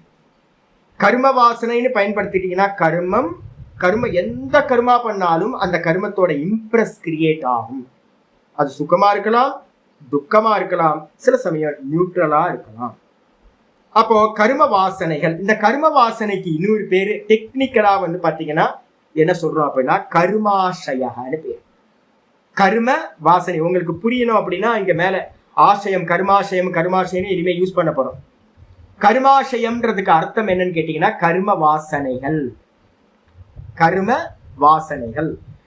அப்ப பாத்தீங்கன்னா கிளேஷம் உண்டாகுது அப்படின்னாவே நீங்க எந்த கிளேஷம் உண்டானாலும் சரி, எந்த கிளேஷம் ஒரு சின்ன ஒரு கிளேஷம் உண்டானாலும் அந்த கிளேஷத்துக்கு மூல காரணம் ஒண்ணு இருக்கணும். என்ன காரணமா இருக்கணும்? நம்ம வேதாந்த படிச்சவங்க பொதுவா நம்ம யூஸ் பண்றது எல்லாமே என்ன பண்றோம், என் கர்மா ஏதோ கர்மா. இன்னைக்கு காலையில பாத்தீங்கன்னா ஒரு சுவிட்சை ஆன் பண்ணது ஆஃப் பண்ணது தெரியவே இல்லை. ஒரு கிளாஸ் பாத்தீங்கன்னா போச்சு, என்ன சொன்னோம் உடனே ஒரு கர்மா. இது பாத்தீங்கன்னா ஏதோ கர்மா, சமஷ்டி கர்மா பாத்தீங்கன்னா 80 பேர் பாடம் கேட்கிறோம். அப்ப 80 பேரோட பாடத்துல பாத்தீங்கன்னா யாரோட பிரபல கர்மா பாத்தீங்கன்னா அந்த 1 மணி நேரத்துல வேற ஏதோ ஒரு சுகமோ துக்கமோ ஒண்ணு எக்ஸாஸ்ட் ஆகுறதா இருக்கும். அப்ப எனக்கு எப்பவுமே ரொட்டீன் தான் நடந்துகிட்டே இருந்துச்சு, இன்னைக்கு எதுவுமே சேஞ்ச் ஆகலை எனக்கு. அப்ப வேற யாரோ ஒரு அதிகமான பெர்சனுக்கு கலெக்டிவா இருக்கிற கர்மா பாத்தீங்கன்னா கொஞ்சம் மோசமா இருந்திருக்கும், அதனால பாடம் இல்லை. அப்ப இது மாதிரி நம்ம எல்லா இடத்துலயும் நம்ம என்ன சொல்றோம், எது நடந்தாலும் ஜென்மத்திலிருந்து முடிகிற வரைக்கும் எல்லாத்துக்கும் காரணம் எது அப்படின்னு கேட்டீங்கன்னா கர்மான்னு சொல்றோம். ஏற்கனவே பண்ண கர்மா நான் இப்ப பாத்தீங்கன்னா இது மாதிரி நடக்குது, அனுபவிக்க வேண்டியிருக்கு அப்படின்னு. ஆனா என்ன சொல்லியிருக்குன்னு கேட்டீங்கன்னா கர்மா மட்டும் இல்லைங்க. கர்மா பாத்தீங்கன்னா எக்ஸாஸ்ட் ஆகும்போது ஒரு ரியாக்ஷன் நடக்குது. ஆனா அந்த ரியாக்ஷன்ல இருந்து நமக்கு என்ன நடக்குது, கூட சுக அனுபவம் நடக்குது, துக்க அனுபவம் நடக்குது. ஆக்ஷன் மட்டும் ரியாக்ஷனா நடந்துச்சுன்னா ஒன்றும் ப்ராப்ளம் இல்லை. நமக்கு எங்கேயாவது ரியாக்ஷன் நடக்கும்போது நம்ம பாத்தீங்கன்னா வெறும் ரியாக்ஷன் மட்டும் இருக்கா, இல்ல பாத்தீங்கன்னா சுகதுக்க அனுபவம் இருக்கா? சுகதுக்க அனுபவம் இருக்கு. எனக்கு காலையில கிளாஸ் இல்லை, அப்ப கிளாஸ் இல்லைன்னும் போது பாத்தீங்க அப்படின்னா ஒரு 2 சாப்டர் ரெக்கார்டிங் பண்ணிட்டேன். அதுக்கப்புறம் பாத்தீங்கன்னா கீதா இல்லாத போது பாத்தீங்கன்னா கீதா கிளாஸ் இல்லையே அப்படின்னு போகும்போது ஒரு எம்டினஸ், ஒரு அதாவது டெய்லி பாத்தீங்கன்னா கீதா கிளாஸ் பண்ணணும் ஒரு பூரணம் ஆயிடும். அந்த பூரணம் பாத்தீங்கன்னா இல்லாம ஒரு மனசு சாந்தமா தான் இருக்கு, ஒரு பூரணம் இல்லாம நான் கோயிலுக்கு போய் தரிசனம் பண்ணி சுவாமிக்கு பாத்தீங்கன்னா மங்கள ஆராத்தி காட்டினதுக்கு பிறகு ரிட்டர்ன் வரும்போது பாத்தீங்கன்னா எனக்கு பழைய இது அப்படியே வந்தாச்சு. இப்ப பாடம் எடுக்கும்போது அப்படியே. இப்ப இதுல என்ன நடந்திருக்கு அப்படின்னு கேட்டீங்கன்னா, ஒரு கர்மா எக்ஸாஸ்ட் ஆகுது அப்படின்னா அது என்ன பண்ணும் அப்படின்னா ஒண்ணு சுகத்தை கொடுக்கும், இல்ல அப்படின்னா துக்கத்தை கொடுக்கும், இல்ல அப்படின்னா நியூட்ரலா இருக்கும். அப்ப பாத்தீங்கன்னா கர்ம ஆசயம் அப்படின்னு நம்ம நல்லா புரிஞ்சுக்கணும். கர்மா மட்டும் எக்ஸாஸ்ட் ஆகல, கர்மம் எக்ஸாஸ்ட் ஆகும் போது என்ன அனுபவம் கிடைக்குது, சுகம் துக்கம் வெளியில வருது. ஆயிடுச்சா? அதனால அதுக்கு பேரு கர்மாசயம் அப்படின்னு பேரு. அப்ப டைரக்டா எடுத்துங்க, கிளேஷங்களுக்கு மூலம் எது? கிளேஷங்களுக்கு மூலம் கர்ம வாசனைகள் அப்படின்னு. அம்மா ஜெயாமா நீங்க கேட்டுங்க. இப்ப நீங்க வந்தோடனே கர்மாலாம் நம்ப மாட்டேன்னுலாம் சொன்னீங்கல்ல, அதெல்லாம் இப்ப வந்தாச்சு. ஒவ்வொன்றா இனிமே வரக்கூடிய பாடம் எல்லாமே உங்களுக்காக தான். அதனால ஃபுல்லா கேட்டுட்டே வாங்க. உங்களுக்கு ஒரு சின்ன ஒரு காரியம் வெளிப்படுது அப்படின்னா, வெளிப்படுறதெல்லாம் காரியம்னு பேரு. ஏதாவது ஒண்ணு வெளிப்படணும், வியக்தமாகணும் அப்படின்னா அதுக்கு காரணம் ஒண்ணு கண்டிப்பா இருக்கணும். வித்தவுட் காரணம் இந்த உலகத்துல எந்த காரியமும் இல்லை. மனசுல புரிஞ்சுக்கணும். அப்ப சின்ன ஒரு சந்தோஷம் இருந்தாலும் இப்ப மனசு ரொம்ப நிறைவா இருக்கு, அப்ப ஏதோ ஒரு புண்ணியத்தோட எக்ஸாஸ்ட் ஆயிட்டு இருக்கு. அதனால நீங்க மனசு சாந்தமா ஆனந்தமா இருக்கீங்க. ஏதோ ஒரு சின்னதா ஒரு டிஸ்டர்ப் ஆகுது, அப்ப ஏதோ ஒரு கர்மா பாத்தீங்கன்னா சின்னதா ஏதோ ஒரு பாப்ப கர்மா வெளிப்படுதுன்னு அர்த்தம். அப்ப டிஸ்டர்ப் ஆகுது. அப்போ கிளேஷங்கள் மனசுக்குள்ளார எந்த கிளேஷம் ஒரு உண்டானாலும் அதுக்கு மூலம் பாத்தீங்கன்னா இருக்கணும். அந்த மூலம் தான் கர்ம ஆசயம், கர்ம வாசனைகள். இப்படிதான் இந்த ஸ்டெப் புரிஞ்சுங்க. சரி, இந்த கர்ம வாசனைகள் பாத்தீங்கன்னா 2 விதமா பாத்தீங்கன்னா சொல்லப்படுது. இங்க இருந்து கிளாசிபிகேஷன் ஆரம்பிச்சிடும். ரொம்ப சட்டிலா இனிமே பேச போறோம். இந்த சூத்திரத்துல 2 விஷயத்த சொல்ல போறோம். என்ன அப்படின்னா திருஷ்ட ஜென்ம வேதனீயா, ரெண்டாவது அதிருஷ்ட ஜென்ம வேதனீயா. ரெண்டு விதமான கர்ம வாசனைகள் இருக்கு. ஒண்ணு வந்து பாத்தீங்கன்னா திருஷ்ட ஜென்மம் அப்படின்னா இப்ப பார்த்துக்கிட்டு இருக்கிற ஜென்மத்துல, திருஷ்டனா பார்க்கப்பட்டது, இப்ப பார்த்துக்கிட்டு இருக்கிறது. இந்த ஜென்மத்திலேயே வந்து பாத்தீங்கன்னா அனுபவிக்க கூடியவைகளா இருக்கிற கர்ம வாசனைகள். அப்ப கிளாசிபிகேஷன் பண்ணிக்கணும். இந்த ஜென்மத்தில் அனுபவிக்கக்கூடிய கர்ம வாசனைகளுக்கு பேரு திருஷ்ட ஜென்ம வேதனீயான்னு பேரு. இதே வந்து பாத்தீங்க அப்படின்னா இனி அடுத்த ஜென்மங்களுக்கு, அடுத்தடுத்த ஜென்மங்கள்ல வந்து பாத்தீங்கன்னா அனுபவிக்க வேண்டிய, மறுபிறவியில அனுபவிக்க வேண்டிய கர்ம வாசனைகள் எதெல்லாம் இருக்கோ அதுக்கெல்லாம் பேர் வந்து அதிர்ஷ்ட ஜென்ம வேதனீயகன் பேர். வேதனம்னா என்ன அர்த்தம்னா அறிதல்னு அர்த்தம், அனுபவிக்கிறதுன்னு அர்த்தம். வேதனம் வேதனையா இருக்கு நம்ம சொல்றோம்ல, வேதனைன்னா என்ன அர்த்தம்? அனுபவிக்கிறோம்ன்றது அர்த்தம்.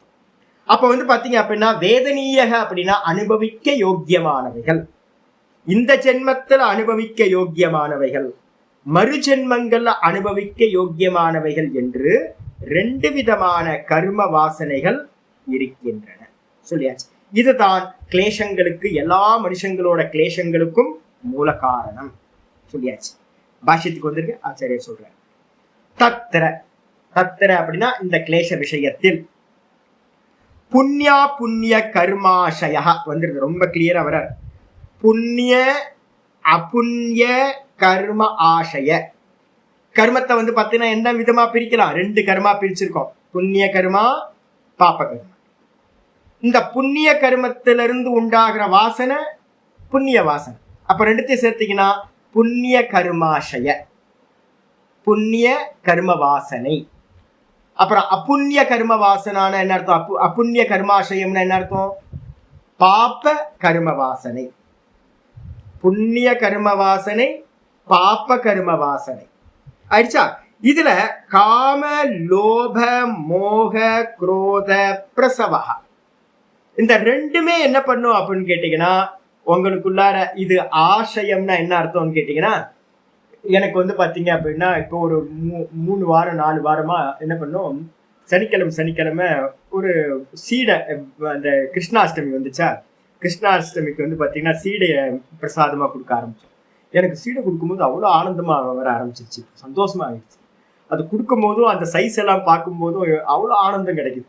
இப்போ வந்து ரெகுலர் ஆகிட்டோம். இப்போ வந்து சீடை கொடுக்கறது அப்படின்னும் போது புண்ணிய கர்மா, ஒரு நாள் பண்ண அந்த புண்ணிய கர்மா என்ன பண்ணிடுச்சு அப்படின்னு கேட்டீங்கன்னா காமத்தை உண்டு பண்ணிடுச்சு. எனக்கு என்ன காமம்? புண்ணிய கர்மத்துல இருந்து இன்னும் புண்ணியம் பண்ணணும், இன்னும் புண்ணியம் பண்ணணும்னு காமம். அப்ப புண்ணிய கர்மமும் காமத்தை உண்டு பண்ணும், பாப்ப கர்மமும் என்ன பண்ணும்? காமத்தை உண்டு பண்ணும். அப்ப வந்து பாத்தீங்கன்னா காமம் உண்டாகும், அதுக்கப்புறம் லோபம் உண்டாகும். லோபம்னு என்ன அர்த்தம்? பேராசை.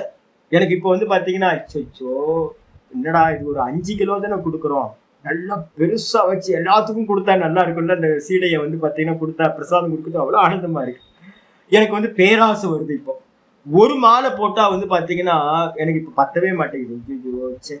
அல்பமா ஒரு மாலையை சுவாமிக்கு போடுறோம், நல்ல மாலை, அழகா மாலை போடுவோம் சாமிக்கு.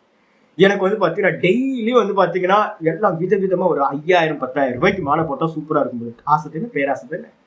அப்ப ஒரு ஒரு ஒரு கர்மா என்ன பண்ணுது அப்படின்னு கேட்டீங்கன்னா, ஆரம்பிச்ச கர்மா எனக்கு வந்து பாத்தீங்கன்னா காமத்தை உண்டு பண்ணி, அது வந்து பாத்தீங்கன்னா மெதுவா கிரீடினஸ், லோபத்தை உண்டு பண்ணுது. அதுக்கப்புறம் வந்து பாத்தீங்கன்னா மோகத்தை உண்டு பண்ணுது. நான் இதெல்லாம் பண்ணுனா வந்து பாத்தீங்கன்னா எனக்கு வந்து பாத்தீங்கன்னா பகவானோட அனுகிரகம் கிடைச்சிரும் அப்படின்னு எனக்கு வந்து பாத்தீங்கன்னா ஒரு மோகம் இருக்கு. அது மட்டும் இல்லாம வந்து குரோதம் உண்டாகுது. இதுக்கு ஏதாவது தடையா இருந்துச்சு அப்படின்னா அவங்க மேல எனக்கு குரோதம் வருது. இது மாதிரி கிளேசங்கள், இது நான் சொல்றதெல்லாம் புண்ணியத்துல இருந்து.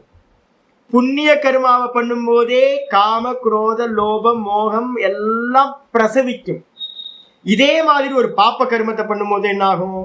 இதே விஷயம் தான் நடக்கும். பாப்பத்துல வந்து பாத்தீங்கன்னா காமம் உண்டாகும், பாப்பத்துல வந்து பாத்தீங்க அப்படின்னா லோபம் உண்டாகும், பாப்பத்துல வந்து பாத்தீங்க அப்படின்னா மோகம் உண்டாகும், பாப்பத்துல குரோதம் உண்டாகும். இது எல்லாத்தையும் என்ன பண்ணுது அப்படின்னா பிரசவிக்கும். எது பிரசவிக்குது? நான் ஒரு வாட்டி அந்த கிருஷ்ணாஷ்டமிக்கு பண்ணின சீடை பிரசாதத்தை கொடுத்தது, அது போய் என்ன ஆயிடுச்சு? ஒரு கர்மா. அந்த கர்மா என்ன பண்ணிடுச்சு?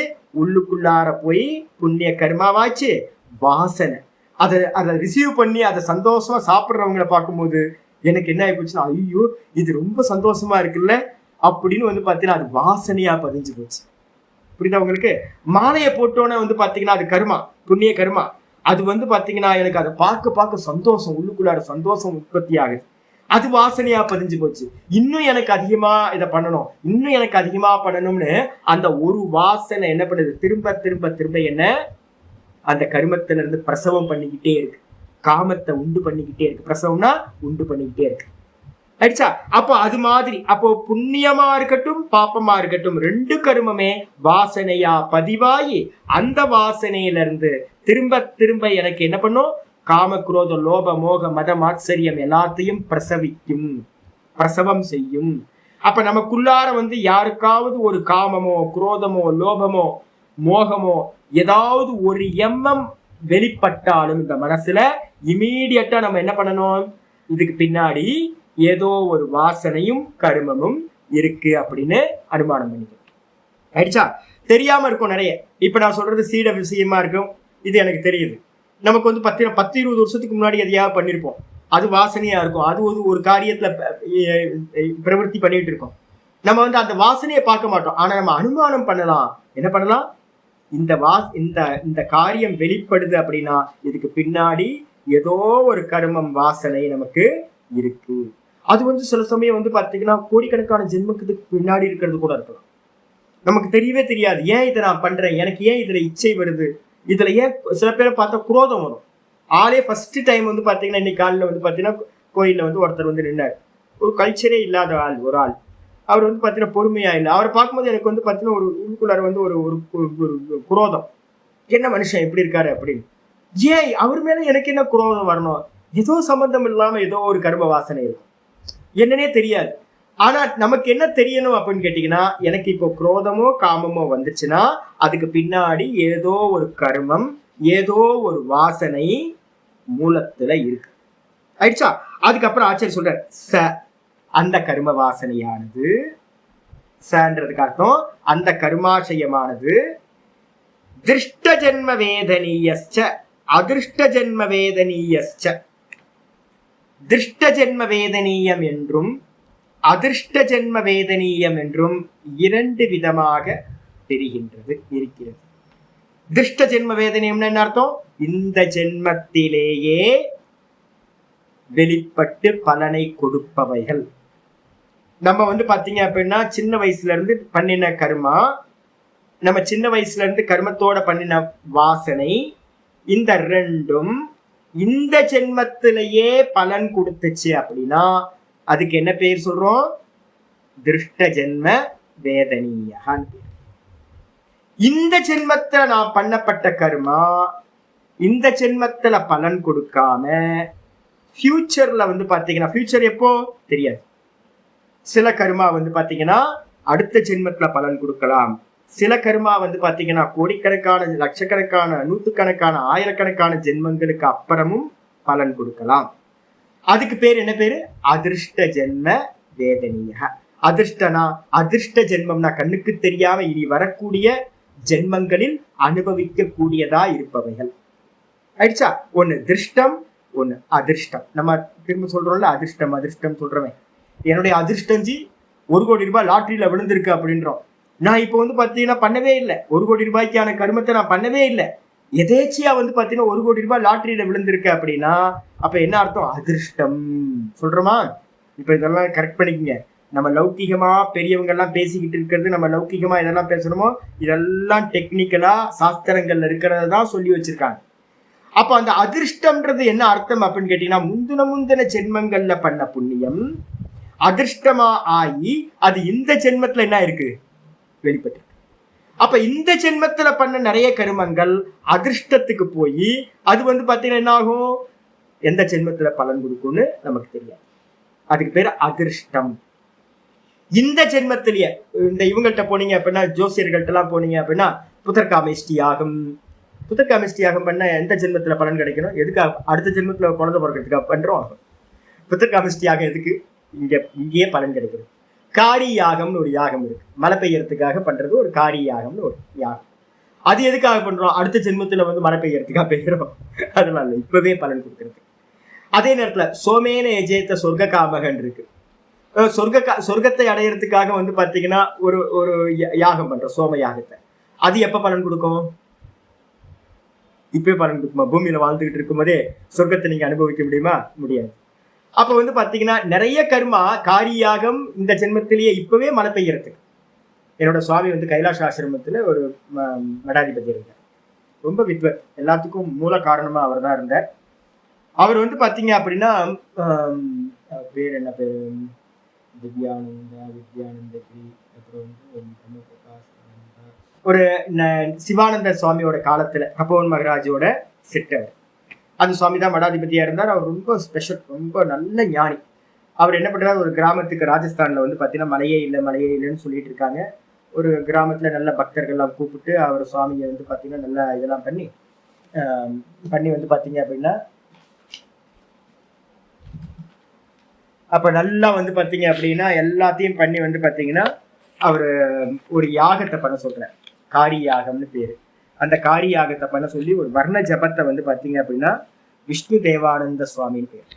மறந்துட்டு அவர் தான் கைலாசாசிரம் புக்கு ஃபுல்லா டிப்பணி எழுதியிருக்கிறது அவர் தான் எழுதியிருப்பார். விஷ்ணு தேவானந்த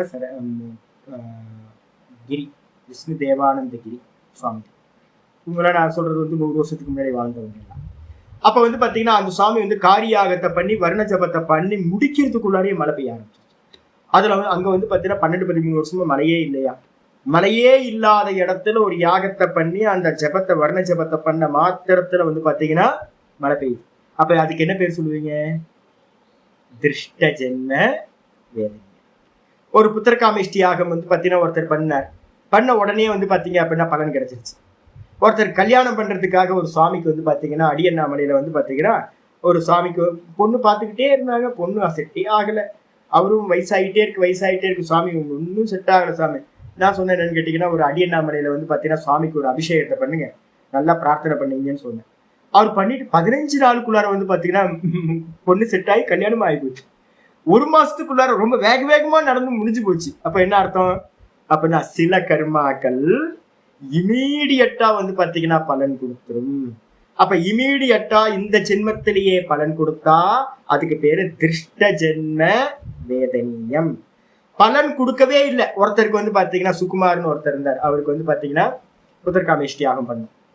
அவருக்கு வந்து பாத்தீங்கன்னா குழந்தைய பிறக்கல. அவர் இறந்து போயிட்டார், சமாதி ஆயிட்டார். அவங்க ஒய்ஃப் வந்து வேற இப்ப தனியா தான் இருக்காங்க, பாவம், ரொம்ப யங் ஏஜ் தான்.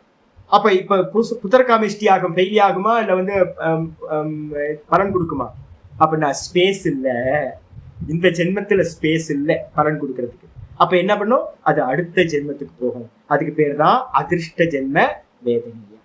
ஒரு கர்மா வந்து பாத்தீங்கன்னா எப்பவுமே பலன் கொடுக்கறதுக்கு என்ன வேணும் அப்படின்னா ஒரு ஸ்பேஸ் கிடைக்கும். இப்ப நான் ஒரு சன்னியாசியா இருக்கேன். ஒரு சன்னியாசியா இருக்கும்போது வந்து பாத்தீங்கன்னா என்ன உண்டோ அது மட்டும்தான் இப்ப என்கிட்ட வந்து பாத்தீங்கன்னா போகம் பண்றதுக்கான பிராரப்தம் சன்னியாசியோட பிராரப்தம். ஒரு கிரகஸ்தருக்கு இருக்கிற பிராரப்தம் ஒரு வேற. அப்போ இந்த சன்னியாசி தேகத்துல வந்து பாத்தீங்கன்னா கிரகஸ்தரோட போகம் சம்பவிக்குமானா சம்பவிக்காது. ஏன்னா அதுக்கான ஸ்பேஸ் இல்லை. அப்ப ஒரு கர்மா நான் பண்றேன் அப்படின்னா அந்த கர்மா என்ன பண்ணிட்டு இருக்கோம் அப்படின்னு கேட்டீங்கன்னா ஸ்பேஸ்க்காக வெயிட் பண்ணிக்கிட்டே இருக்கும்.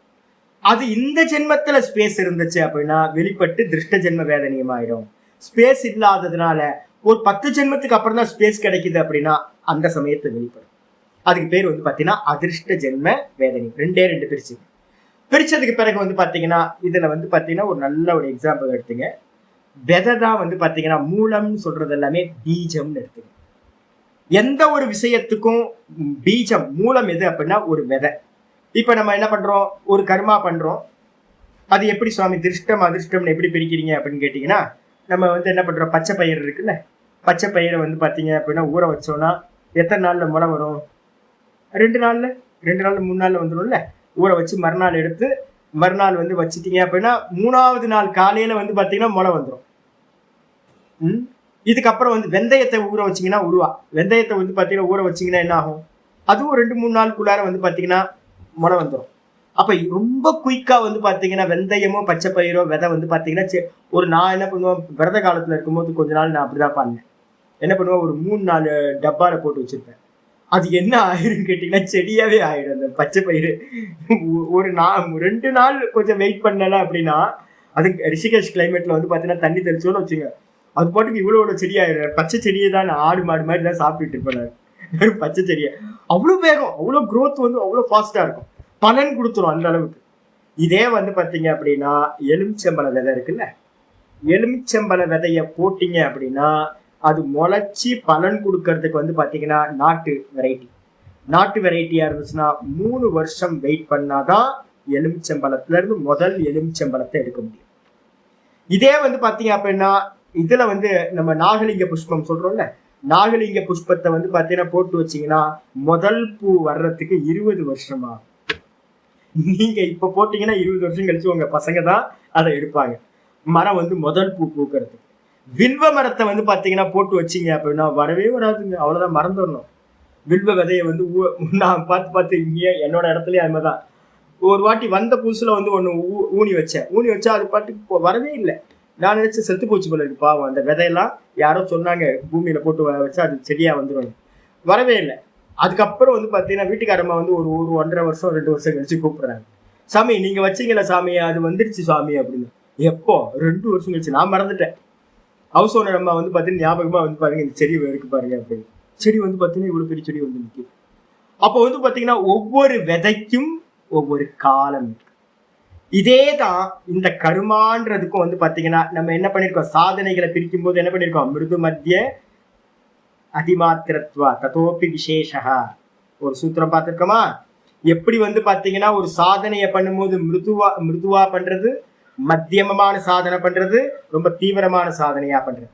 அதே நேரத்தில் அதை அனுஷ்டானம் பண்ற மெத்தட்லயும் எப்படி பண்றது, மிருது மத்திய அதிமாத்திரம் இருக்கு. இதே மாதிரி வந்து பாத்தீங்கன்னா ஒவ்வொரு கர்மா பண்ணும் போதும் நீங்க என்ன பண்றோம் அப்படின்னு கேட்டீங்கன்னா மிருதுவா பண்ற கர்மா, மத்தியமமா பண்ற கர்மா, தீவிரமா அனுஷ்டிக்கிற கர்மா. இந்த மெத்தட்ல கர்மால அனுஷ்டிக்கிற மெத்தேடு, அந்த கர்மா வந்து எப்படிப்பட்டது அப்படின்னு கேட்டீங்கன்னா ஓங்காரம்ன்றது வந்து பாத்தீங்கன்னா ஒரு நல்ல உத்கிருஷ்டமான கர்மாவா இருக்கும். கிரிவலம் பண்றது வந்து பாத்தீங்கன்னா ஒரு மத்தியமமா கர்மமா இருக்கும். ஓம் நம சிவாய மந்திர ஜபத்தை ஸ்ரீராம் ஜெயராம் ஜெயராம் எழுதுறது வந்து பாத்தீங்கன்னா லிக்கித ஜபம் பண்றது ரொம்ப அதமமா இருக்கும், மிருதுவான உபாயமா இருக்கும். அப்போ உபாயத்துல 3 வெரைட்டி, அதை அனுஷ்டிக்கிறதுல 3 வெரைட்டி. அதே மாதிரி எந்த கர்மாவை எடுத்தாலும் இந்த 3 நீங்க எந்த கர்மாவை பண்றீங்க. இப்ப என்ன பார்த்தா சொல்லுவாங்க, நான் என்ன பண்ணுவேன்னு கேட்டீங்கன்னா ஒரு கர்மா பண்றேன்னு வச்சுங்களேன், சின்ன வயசுல இருந்து ஒரு தீவிரம் இருக்கும். எந்த கர்மா பண்ணாலும் வந்து பாத்தீங்கன்னா லைட்டாலாம் பண்ணவே மாட்டேன். எந்த கர்மா இருந்தாலும் சரி சீரியஸா, ரொம்ப சீரியஸா பண்றது. அப்படி பண்ணும்போது என்ன பலன் கிடைக்கும் அப்படின்னா அதோட பலன் ரொம்ப சீக்கிரமா வந்து பாத்தீங்கன்னா உண்டா. மிருதுவா பண்ணினீங்க அப்படின்னா ரொம்ப டிலே ஆகும், பலனும் ரொம்ப கம்மியா இருக்கும். மத்தியமமா பண்ணீங்கன்னா மத்தியமான டைம் எடுத்துக்கும், மத்தியமமா வந்து பாத்தீங்கன்னா பலன் கொடுக்கும். இது மாதிரி எடுத்துக்கணும். எல்லா கர்மங்களும் ஒரு வித மாதிரி அப்படின்னு எடுத்துக்கணும். இது அப்புறம் இங்க வந்துருங்க தத்திர இந்த விஷயத்துல தீவிர சம்பேகேன வந்துருச்சு பாத்தீங்களா. தீவிர சம்பேகானாம் ஆசன்னஹா 1:21 போனப்பா இதுல வந்து பாத்தீங்கன்னா 21வது சூத்திரம். தீவிர சம்பேகானாம் ஆசன்னஹ, யாரு தீவிரமான ஒரு கர்மத்தை பண்றானோ. இங்க இருக்காங்க ஒருத்தர் வந்து பாத்தீங்கன்னா இப்ப கூட சிதம்பர சுவாமின்னு ஒருத்தர் வந்து பாத்தீங்கன்னா இப்ப கிரிவலம் பண்ணிட்டு இருக்காரு. உருளு தண்டம் போட்டு 14 கிலோமீட்டரை வெறும் வேட்டி மட்டும் முக்கா வேட்டி தான் கட்டியிருக்காரு. அவர் வந்து பாத்தீங்கன்னா ஏதோ ஒரு இதை சக்கரத்தை உருட்டி விட்ட மாதிரி ஓடுறாருங்க, அப்படியே சுத்துறாருங்க ரோட்ல. வீடியோ இருக்கு பாத்தீங்கன்னா உங்களுக்கு தெரியும், வீடியோ இருக்கு, நிறைய இருக்கு. ஆமா, சிதம்பர சுவாமிகள்னு பேரு. மாசத்துக்கு 1 வாட்டி 2 வாட்டி பண்றாரு, அடிக்கடி பண்ணிக்கிட்டே இருக்கேன், நான் அடிக்கடி பாத்துக்கிட்டே இருக்கேன். பாத்தீங்கன்னா 14 கிலோமீட்டர் வந்து பாத்தீங்கன்னா உருளு தண்டம் பாடியில வந்து பாத்தீங்கன்னா சுத்தி ரோட்ல நடக்கிறதே கஷ்டமா இருக்கு. இதுல வெறும் பாடியில வந்து பாத்தீங்க அப்படின்னா சுத்தி வரணும்னா யோசிச்சு பாருங்களேன், என்ன ஒரு இதா இருக்கணும். அவ்வளவு வேகமா பண்றாரு. அதுக்கு என்ன பேரு, தீவிர சம்பேகம். இதுல சில ஸ்திரீகள்லாம் இருக்காங்க இங்க திருவண்ணாமலையில வந்து பாத்தீங்கன்னா ஸ்திரீகள்லாம் அக்கா தங்கச்சி 2 பேர் பாப்பேன் நான். காலையில பாத்தீங்கன்னா எத்தனை மணிக்கு தெரியுங்களா கிரிவலம் ஸ்டார்ட் பண்றாங்க, அவங்க எல்லாம் 3 மணிக்கு ஸ்டார்ட் பண்றாங்க. இன்னைக்கு ஒரு சாமியை நான் பார்த்தோன்னா அவர் சொல்றாரு, எத்தனை மணிக்கு சாமி கிரிவலம் ஸ்டார்ட் பண்றீங்க? 3 மணிக்கு ஆரம்பிப்போம் சாமி, நைட்டு 3 மணிக்கு ஆரம்பிச்சா எதுவும் ஊரே பேக்கப்ல இருக்காது, ரொம்ப ஈஸியா நல்லா சகஜமா பண்ணிட்டு வந்துடலாம் சுவாமி அப்படின்னு இப்பதான் பார்த்துட்டு வந்தேன். அந்த சுவாமி டெய்லி பண்றாரு. அப்ப நிறைய ஸ்திரீகள் வந்து பாத்தீங்கன்னா நித்தியம் வந்து பாத்தீங்கன்னா பண்ணிக்கிட்டே இருக்காங்க. ஆச்சரியமா இருக்கும், டெய்லி பண்றவங்க. இப்ப நம்ம வித்யானந்தா என்னோட சிஷியர்லாம் இருக்காங்க, அவர்லாம் வந்து பாத்தீங்கன்னா நித்தியம் பண்ணிட்டு இருக்காரு, உடம்புல அவ்வளவு ப்ராப்ளம். நம்ம சிஷ்யர்கள்லாம் வந்து பாத்தீங்கன்னா வாரத்துக்கு 4 வாட்டி 5 வாட்டி பண்ணிக்கிட்டே இருக்கிறாங்க. ஏகாதசிக்கெல்லாம் வந்து பாத்தீங்க அப்படின்னா ஏகாதசியில விரதத்துல வந்து பாத்தீங்கன்னா கிளாஸ் கேட்கணும், கிளாஸ் கேட்டு ஜபம் பண்ணணும், ஜபம் பண்ணிட்டு வந்து பாத்தீங்கன்னா கிரிவலமும் போகணும். இப்ப நம்மளா அதெல்லாம் என்ன எடுப்பீங்க? மிருதுவா, மத்தியமமா, தீவிரமா? தீவிரம். அப்ப எந்த காரியத்தை எடுத்தாலும், இப்ப நான் நர்மதா பரிக்கிரமம் பண்ணிட்டு வரும்போது என்ன ஆச்சு தெரியுங்களா உங்களுக்கு? சூரத்தை தாண்டி வரும்போது ஒரு ஏரியால வந்து பாத்தீங்கன்னா நதிக்கரையை விட்டுட்டு கொஞ்சம் ரோடுக்கு வரணும். அந்த ரோடு வந்து பாத்தீங்கன்னா ஒரு இண்டஸ்ட்ரியல் ஏரியா. அந்த ஏரியால வந்து பாத்தீங்கன்னா ரோடு எப்படி இருக்கும் அப்படின்னா ரொம்ப ஹெவி வெஹிக்கிள் போறதுக்காக ரோடு ரொம்ப ஸ்ட்ராங்கா போட்டிருப்பாங்க. அந்த ரோடெல்லாம் வந்து பாத்தீங்கன்னா அந்த கல்லுலாம் ரொம்ப ஷார்ப்பா இருக்கும், நடக்கவே முடியாது. அதுல போயிட்டு வரதுக்குள்ளார எனக்கு என்ன ஆச்சுன்னா போன் தெரிய ஆரம்பிச்சு. என்னோட பாதம் இருக்குல்ல, அந்த பாதத்துல இருக்கிற போன் தெரியுது ஒவ்வொரு இதுக்கும். நான் என்ன பண்ணேன் அப்படின்னு கேட்டீங்கன்னா, செப்பல் இல்லாம தான் பறிக்கிறேன். அப்ப நான் என்ன பண்ணுவேன்னு கேட்டீங்கன்னா, துணியை கட்டிக்கிட்டு இந்த அந்த பாதத்தோட இந்த பக்கம் இந்த பக்கம் இது மட்டும் தான் வந்து பூமியில டச் ஆகும். நடுவுல இருக்கிறது டச்சே ஆகாம இப்படி நடந்து போனேன். அப்ப வந்து பாத்தீங்கன்னா சாப்பாடு இருக்காது, இது இருக்காது, மெடிசின் இருக்காது, எதுவுமே ஒரே ஒரு மண்ணு, ஒரு சின்ன மண்ணு அந்த அந்த ஸ்கின்ல வந்து பாத்தீங்கன்னா அந்த ஃபிளஷ், அந்த போன் இருக்குல்ல, அதுல பட்டுச்சுன்னா இந்த தலையில வந்து பெயின் வரும். இப்ப நான் வந்து உங்களுக்கு தெரியாது, நான் பண்ண நர்மதா பரிக்கிரமம் தான் வந்து பாத்தீங்க அப்படின்னா, நர்மதா பரிக்கிரமம் பண்ணிட்டு வந்த இந்த சுவாத்தியாயம் பக்காவா ஸ்டார்ட் ஆச்சு. நர்மதா பரிக்கிரமம் பண்ணது அம்மாவோட பிரசாதம் என்ன அப்படின்னு கேட்டீங்கன்னா, இந்த சுவாத்தியாயம் தான் அம்மா கொடுத்த எனக்கு பிரசாதம். இந்த ஜென்மத்திலேயே ஒரு காயத்ரி ஜபத்தை வந்து தீவிரமா, நம்ம கங்கால வந்து பாத்தீங்கன்னா ரொம்ப நேரம் உட்காரலாம் முடியாது. கங்காரில் உட்கார்ந்தீங்கன்னா அந்த சில்னஸ் வந்து பாத்தீங்கன்னா அப்படியே உறிஞ்சி எடுத்துருவாங்கல்ல. நான் வந்து பாத்தீங்கன்னா ருத்ரமும் சமக்கமும் உட்கார்ந்து பஞ்சசூக்தமும் கீதையும் வந்து பாத்தீங்கன்னா உட்கார்ந்து என்ன ஆனாலும் பரவாயில்லன்னு உட்கார்ந்து அந்த முழங்கால் அளவு தண்ணியில உட்கார்ந்துக்கிட்டு வந்து பாத்தீங்க அப்படின்னா ஜபம் பண்ணுவேன், ருத்ர பாராயணம் பண்ணுவேன் எல்லாம். இப்ப நான் வந்து பாத்தீங்கன்னா என்னோட பலம் எது அப்படின்னு கேட்டீங்கன்னா, அப்ப பண்ண தீவிரமான அந்த காரியம். அப்ப நீங்க எந்த காரியத்தை தீவிரமா பண்ணினாலும் அதுக்கு பேர் தான் தீவிர சம்வேகேன. ரொம்ப தீவிரமான சம்பேகத்தோட என்ன பண்றீங்கன்னா மந்திர ஜபம், பாராயணம், மந்திரம், தபசு, அது அப்புறம் சமாதி. அப்ப மந்திரமா இருக்கட்டும், தபஸா இருக்கட்டும். நாங்க பண்ண தபஸெல்லாம் நீங்க எல்லாம் யோசிச்சு கூட பார்க்க மாட்டீங்க. நான் சொல்றேன்ல, கிளேசியர்ல வந்து பாத்தீங்கன்னா கோமுக்ல வந்து வின்டர் கிளாத் இல்லாம வெறுமனே தோத்தி, சாதாரண டிரான்ஸ்பரண்ட் தோத்தி போய் கட்டிட்டு உட்கார்ந்துருக்கு. அப்புறம் தெரியாது இதெல்லாம். பகவான் வந்து பாத்தீங்கன்னா இது மாதிரிலாம் ஒரு நல்ல வந்து பாத்தீங்கன்னா சாஸ்திரத்துல நல்ல குருநாதர் அமைச்சு கொடுத்து, இந்த அர்த்த ஸ்புரணங்களை கொடுத்து, இதை ஒரு நிஷ்டையோட உட்கார்றதுக்கு ஒரு பலத்தை கொடுப்பார் அப்படின்லாம் முன்னாடிலாம் தெரியவே தெரியாது. ஏதோ முந்தின ஜென்மங்களோட அபியாசமா இருக்கட்டும், யாரும் குருநாதர் சொல்லியிருப்பாரா இருக்கும், முந்தின ஜென்மத்தை இதெல்லாம் பண்ணா இந்த பலன் கிடைக்கும். இப்ப நான் உங்கள்கிட்ட சொல்ற மாதிரி நான் வந்து பாத்தீங்கன்னா சின்ன வயசுல டக்குன்னு போய் எல்லாத்தையும் பண்ணிடுவேன். இமயமலையில நான் பண்ண யாத்திரையெல்லாம் யாரும் பண்ண முடியாது. அந்த ஐயோ ரொம்ப கொடுமையான யாத்திரைகள்லாம் பண்ணியிருக்கேன், ரொம்ப கஷ்டமானது. எனக்காவது சொல்றேன் நான் இதெல்லாம்.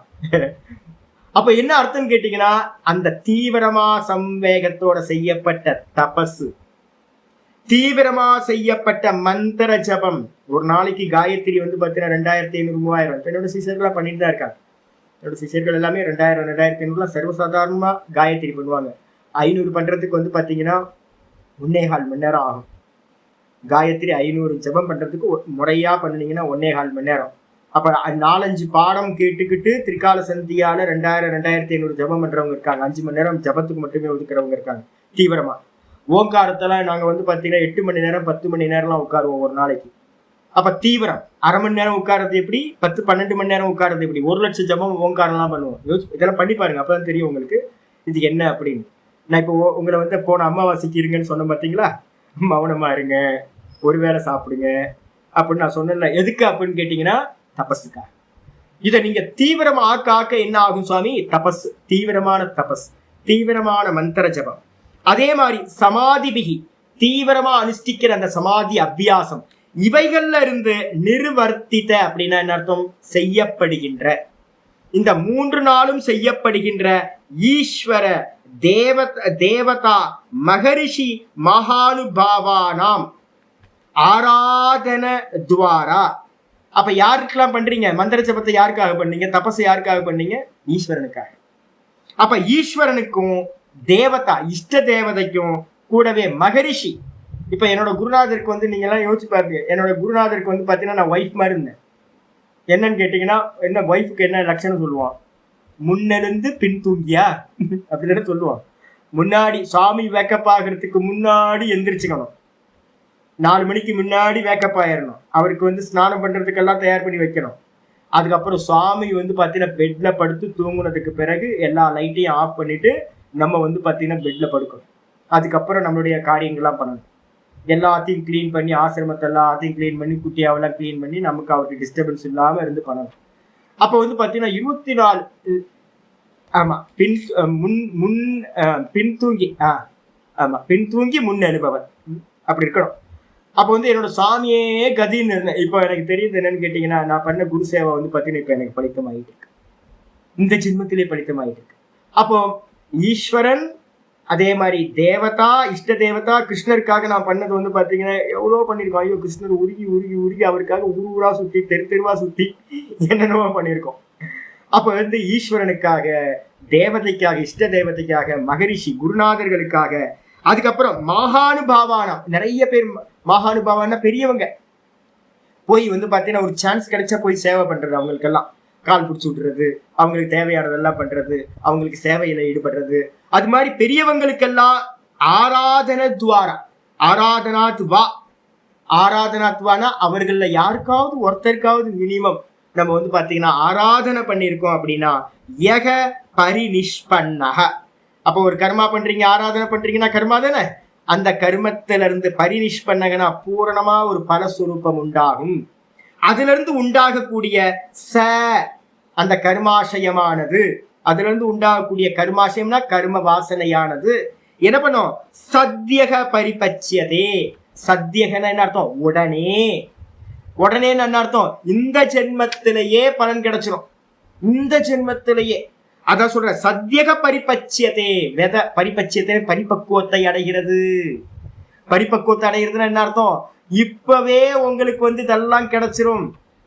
அதுக்கு மட்டும் இல்ல, புண்ணிய கருமாசய இது. இதுக்கு என்ன பேரு? புண்ணிய கருமாசயம், புண்ணிய கரும வாசனை. அப்ப வந்து பாத்தீங்க அப்படின்னா ஈஸ்வர ஆராதனை, அதே மாதிரி குருக்கு ஆராதனை, இஷ்ட தேவதையோட ஆராதனை, சாது ஜனங்களுக்கு வந்து சேவா, இதெல்லாம் பண்றது தீவிரமா. மேல ஒண்ணு போட்டிருக்கு, லைட்டா பண்ணிட்டு தான் இருக்கும். என்னைக்காவது பண்ணுவோம், என்னைக்காவது 6 மாசம் 1 வருஷத்துக்கு ஒரு வாட்டி போய் எதையா பண்ணிட்டு வர்றது இல்ல. தீவிரமா பண்றதுன்னு அர்த்தம். காலையில இருந்து சாயந்தரம் வரைக்கும் இதே வேலையா இருக்கிறது. என்னோட குருநாதர் சொல்லுவார். என்னோட குருநாதர் வந்து பாத்தீங்கன்னா ராமானந்த சுவாமி வந்து பாத்தீங்க அப்படின்னா தப்போவன் மகராஜ் இந்த காலத்துல இருந்தவர். அந்த காலத்துல எல்லாம் வந்து உத்தரகாசியில ஒரு மண்ணங்கட்டி இருந்து எங்க சுவாமியோட குருநாதர் வந்து அபயானந்த சரஸ்வதினு பேர். அவர் வந்து பாத்தீங்கன்னா இன்னும் மேல இருந்தார். அபயானந்த சுவாமி நம்ம தப்போவன் மகராஜ் இருக்கிறதுக்கும் தள்ளி போயிருந்திருக்காரு. அவர்கிட்ட வந்து பாத்தீங்கன்னா என்னோட குருநாதர் சொல்லுவாரு, ஆல்மோஸ்ட் ஒரு 25 வருஷத்துக்கு மேல வந்து சேவை. எனக்கே பாக்கியம் அவ்வளவுலாம் இல்லை. எனக்கு இப்ப கூட நான் ஏக்கமா இருக்கேன். எனக்கு என்னன்னா என்னோட குருநாதருக்கு இன்னும் சேவை பண்றதுக்கு பாக்கியம் இருந்தா நல்லா இருக்கும், பகவான் அமைச்சு கொடுத்தா நல்லா இருக்கும். அப்ப என்னோட குருநாதருக்கு வந்து பாத்தீங்கன்னா ரொம்ப அந்த வேதாந்தத்துல வந்து அவ்வளோ சாலிடா டைஜஸ்ட் ஆன வித்யா. என்னோட குருநாதர்கிட்ட எல்லாம் இருக்கும்போது பாத்தீங்கன்னா எந்த அகங்காரமோ பகட்டோ ஆடம்பரமோ ஒன்றும் இருக்காது. டைஜஸ்ட் ஆன வித்யாவை பார்க்கலாம். அது இப்போ சுவாமிகிட்ட கேட்டா என்ன சொல்லுவாரு அப்படின்னு கேட்டீங்கன்னா, எல்லாம் குரு கிருப்பா அப்படின்னு. குரு சேவையினால உண்டானது. நிறைய பேர் அது நர்மதா கண்டத்துல வந்து பாத்தீங்கன்னா குருநாதரை பத்தி பேசும்போது சொல்லுவாங்க, சுவாமி பண்ண குரு சேவை தான் இந்த பலன் எல்லாம் அவருக்கு பிராப்தியா இருக்குது. அப்ப வந்து பாத்தீங்கன்னா தீவிரமா காலையில இருந்து சாயந்தரம் வரைக்கும் ஈஸ்வர ஆராதனையோ இல்ல குரு ஆராதனையோ இல்ல சாதுக்களோட சேவையிலையோ எது இருக்கோ அந்த விஷயமானது என்ன பண்ணுது? இந்த ஜென்மத்திலேயே உடனே பலன் கொடுக்கறதுக்கு பக்குவத்தை அடைந்து ஆகுது, பலன் கொடுத்துருது. என்ன பேர்? அதுக்கு பேரு திருஷ்ட ஜென்ம வேதனை. அப்ப உங்களுக்கு வேணுங்கிறத நீங்க இந்த ஜென்மத்துல எடுத்துக்கலாம். உண்மையா இல்லையா? அதான் சொல்லுங்க. இந்த ஜென்மத்துல உங்களுக்கு எது வேணுமோ தீவிரமா ஒண்ணு அனுஷ்டானம் பண்ணி தீவிரமா இந்த ஜென்மத்திலே நீங்க அடையிறதா. நீங்க லைட்டா பண்ணீங்கன்னா மிருதுவா பண்ணீங்கன்னா மிருதுதான், மத்தியமமா பண்ணீங்கன்னா மத்தியம தான் 5 ஜென்மம் கழிச்சு, மிருதுவா பண்ணீங்கன்னா 100 ஜென்மம் கழிச்சு, மத்தியமமா பண்ணீங்கன்னா 10 ஜென்மத்துக்கு அப்புறம், ஆனா தீவிர சம்பேகமா பண்ணீங்கன்னா இந்த ஜென்மத்தில். அதே மாதிரி ஆப்போசிட் சொல்றேன். ததா தீவிர கிளேஷேன பீதா. அதே மாதிரி வந்து பாத்தீங்கன்னா தீவிர கிளேசத்தினால பயந்தவர்களா நிறைய பேர் இருக்காங்க. வியாதித்தக யாராவது வந்து பாத்தீங்கன்னா துக்கப்பட்டு திருவண்ணாமலைக்கு வந்தீங்கன்னா ஏகப்பட்ட பேர் வந்து பாத்தீங்கன்னா ரொம்ப துக்கிகள், ரொம்ப துக்கிகள். அப்படியே விட்டுட்டு விட்டுட்டு போயிடுறாங்க. திருவண்ணாமலை கஷேத்திரத்துல ஃபுட்டு கிடைக்குதுன்ற ஒரே காரணத்தினால சவுத் இந்தியால இது மட்டும்தான் நல்ல இடம். இல்லாதவங்களுக்கு, துக்கிகளுக்கு வந்து பாத்தீங்கன்னா ஆசிரிய ஸ்தானம் திருவண்ணாமலை தான். அப்ப இங்க வரவங்க எல்லாம் எப்படி வராங்கன்னா தீவிர கிளேஷேன, நிறைய அம்மாக்கள், ஏகப்பட்ட அம்மாக்களும் பாட்டிகளும் வந்து பாத்தீங்கன்னா ஏஜ் எல்லாம் 70, நல்ல குழந்தைங்க கிடைக்கல, ஏதோ ஒரு கர்மாவசத்தினால வந்து ரொம்ப கிளேஷம், துக்கிகளா இருக்கிறவங்க. அது மட்டும் இல்ல, பயம் அப்படியே கண்ணுக்குள்ளார வந்து பாத்தீங்கன்னா ஒவ்வொருத்தரையும் பார்க்கும்போது அப்படியே கண்ணுல பயம் தெரியும். அப்ப நிறைய கிளேஷங்களோட பயத்தோட கூட வந்து வியாதித்தக, யாருன்னா நிறைய பேர் வந்து வியாதிகளோட இருக்காங்க. அந்த வியாதிகளோட இருக்காங்க கூட வந்து கிருப்பனேஷு, கிருப்பன் என்ன அர்த்தம், தீனனா இருக்கிறவங்க, பாவம் நம்ம சொல்றோம்ல, அந்த பாவப்பட்ட ஜனங்களா நிறைய பேர் இருக்காங்க. இவங்களுக்கெல்லாம் விஸ்வாச உபகதேசு, நிறைய பேர் நம்பி இருக்காங்க, நம்புறவங்களா இருப்பாங்க. இவங்க நமக்கு பண்ணுவாங்க, இவங்க நம்மளை காப்பாத்துவாங்க அப்படின்னு, இவங்களை நம்ம ரட்சணா பண்ணுவாங்க அப்படின்னு நிறைய பேர் நம்புறவங்களா இருப்பாங்க. இவங்களுக்கு எல்லாத்துக்கும் வா, இதுல யாருக்காவது மகானு பாவேஷுவா, சாதுக்களா இருக்கலாம், பெரியவங்களா இருக்கலாம், அவங்களுக்கோ தபஸ்விசு, நல்ல தபஸ்விகளுக்கோ கிருத்தக புனக புனக அபகாரக, நீங்க திரும்ப திரும்ப அவங்களுக்கு தீவிரமா வந்து அபகாரம் பண்ணினீங்கன்னு வச்சுக்கீங்க அவங்களுக்கு. அப்ப யார் யாருக்கு, ரொம்ப துக்கத்துல இருக்கிறவங்களுக்கு, ரொம்ப பயந்தவங்களுக்கு, ரொம்ப வியாதியில இருக்கிறவங்களுக்கு, அதுக்கப்புறம் ரொம்ப தீனபாவத்துல இருக்கிறவங்களுக்கு, நல்லா நம்மளை நம்பினவங்களுக்கு, நம்ம மேல விசுவாசத்தோட இருக்கிறவங்களுக்கு, அது மட்டும் இல்லாம நிறைய மகான்களுக்கு, குருமார்களுக்கு, அதுக்கப்புறம் தபஸ்விகளுக்கு நம்ம வந்து திரும்ப திரும்ப நம்ம வந்து பாத்தீங்கன்னா அவங்களுக்கு தீவிரமா, என்னைக்கோ ஏதோ மிருதுவா நம்ம ஏதோ தெரியாம பண்ணிட்டோம், ஓகே, அதை தீவிரமா தெரிஞ்சு நீங்க வந்து பாத்தீங்கன்னா அவங்களுக்கு அபகாரம் பண்ணிக்கிட்டே இருந்தீங்க அப்படின்னா புனக புனக அபகார, திரும்ப திரும்ப பண்ணினீங்கன்னா சச்ச அபி பாப்ப கர்மாசய, அதுவும் என்ன ஆயிடுது, பாப்ப கர்மாவா ஆயிடுக்கு. பாப்ப கர்மம், பாப்ப கர்ம ஆசயம், கர்ம வாசனை ஆயிடும். வாசனை ஆயிட்டு என்ன ஆயிடும், சத்தியகேவ பரிபட்சியதே, சத்தியகேவனா இதே ஜென்மத்துல வந்து பாத்தீங்கன்னா பலன் கொடுக்கும், இதே ஜென்மத்துல பலன் கொடுக்கும். அதனால அதுக்கு ஆப்போசிட்டா இருக்கு, என்ன பண்ணணும், யாரெல்லாம் நான் வித்யா பிரசாத்ஜி, நான் உங்களுக்கு சொன்னேன்ல, இதுதானே இந்த சூத்திர வர்க்கஜி நான் சொல்றேன் அப்படின்னு. வித்யா பிரசாத் வந்து பாத்தீங்கன்னா பௌர்ணமி அமாவாசைக்கு நாங்கள் கொஞ்சம் பேருக்கு ஃபீடிங் பண்ணுவோம். நம்ம என்ன பண்ணுவோம் அப்படின்னு கேட்டீங்கன்னா, இந்தியாவில ஃபுல்லா என்ன இருக்குன்னா, நான் சொன்னேன்ல, நம்ம வந்து கொஞ்சம் வேத பாடசாலை, பெரிய பெரிய நல்ல நல்ல ஸ்தானங்களுக்கு போய் நம்ம தானம் பண்றதெல்லாம் ஈஸியா பண்ணிடுவோம். நமக்கு வந்து பார்த்தீங்கன்னா அது ஈஸியா இருக்கும். நமக்கு இந்த ரோட்ல உட்கார்ந்துக்கிட்டு இருக்காங்கல்ல, அவங்களுக்குலாம் பண்றதுக்கு நமக்கு மனசே வராது. நாங்க என்ன பண்ணுவோம் அப்படின்னு கேட்டீங்கன்னா, அது மாதிரி ஆட்களா தேடி போய் ரொம்ப தீனபாவத்துல. அப்போ நான் போன முறை வந்து பார்த்தீங்கன்னா அமாவாசைக்கு கொடுக்கும் போதே சொன்னேன், ஜி என்னடா சுவாமி வந்து பார்த்தீங்கன்னா இவங்களுக்கெல்லாம் கொடுக்க சொல்றாரு அப்படின்னு நீங்க நினைக்காதீங்க. இது மாதிரி புண்ணியம் உலகத்துல இல்லவே.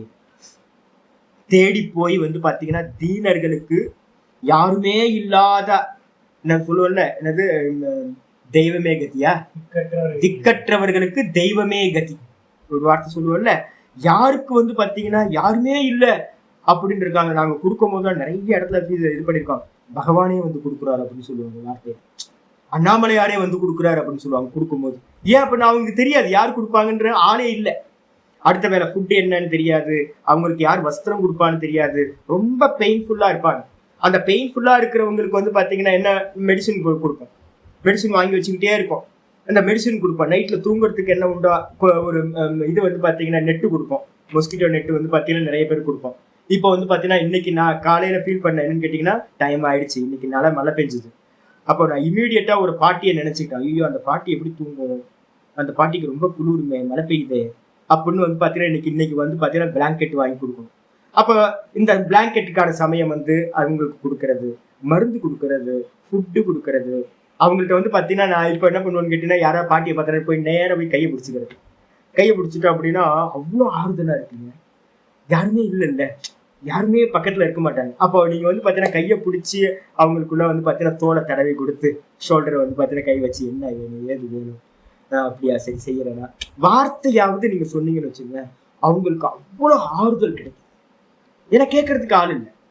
அப்போ வந்து பாத்தீங்கன்னா தீனமான மனிதர்களுக்கு எல்லாம் பண்ணக்கூடியது. அதே மாதிரி குருமார்களுக்கு. அப்ப நம்ம என்ன பண்றோம், ஒன் சைடு பண்றோம். நம்ம தர்மிகளா இருக்கிறவங்க பெரியவங்களுக்கு எல்லாம் போய் பண்றோம், ஈஸ்வரனுக்கு பண்றோம், எல்லாம் பண்றோம். ஆனா கூட வந்து நீங்க என்ன பண்ணணும்னு கேட்டீங்கன்னா, அந்த தீனபாவத்துல இருக்கிறவங்களுக்கு. நம்ம நாதபிரம்மெல்லாம் ஒரு வாட்டி என்ன பண்ணாருன்னு கேட்டீங்கன்னா, எல்லாம் நிறைய பேர் கொரோனாலாம் வந்து பாத்தீங்கன்னா ஒருத்தர் ஒரு சாமி மாட்டிக்கிட்டார்.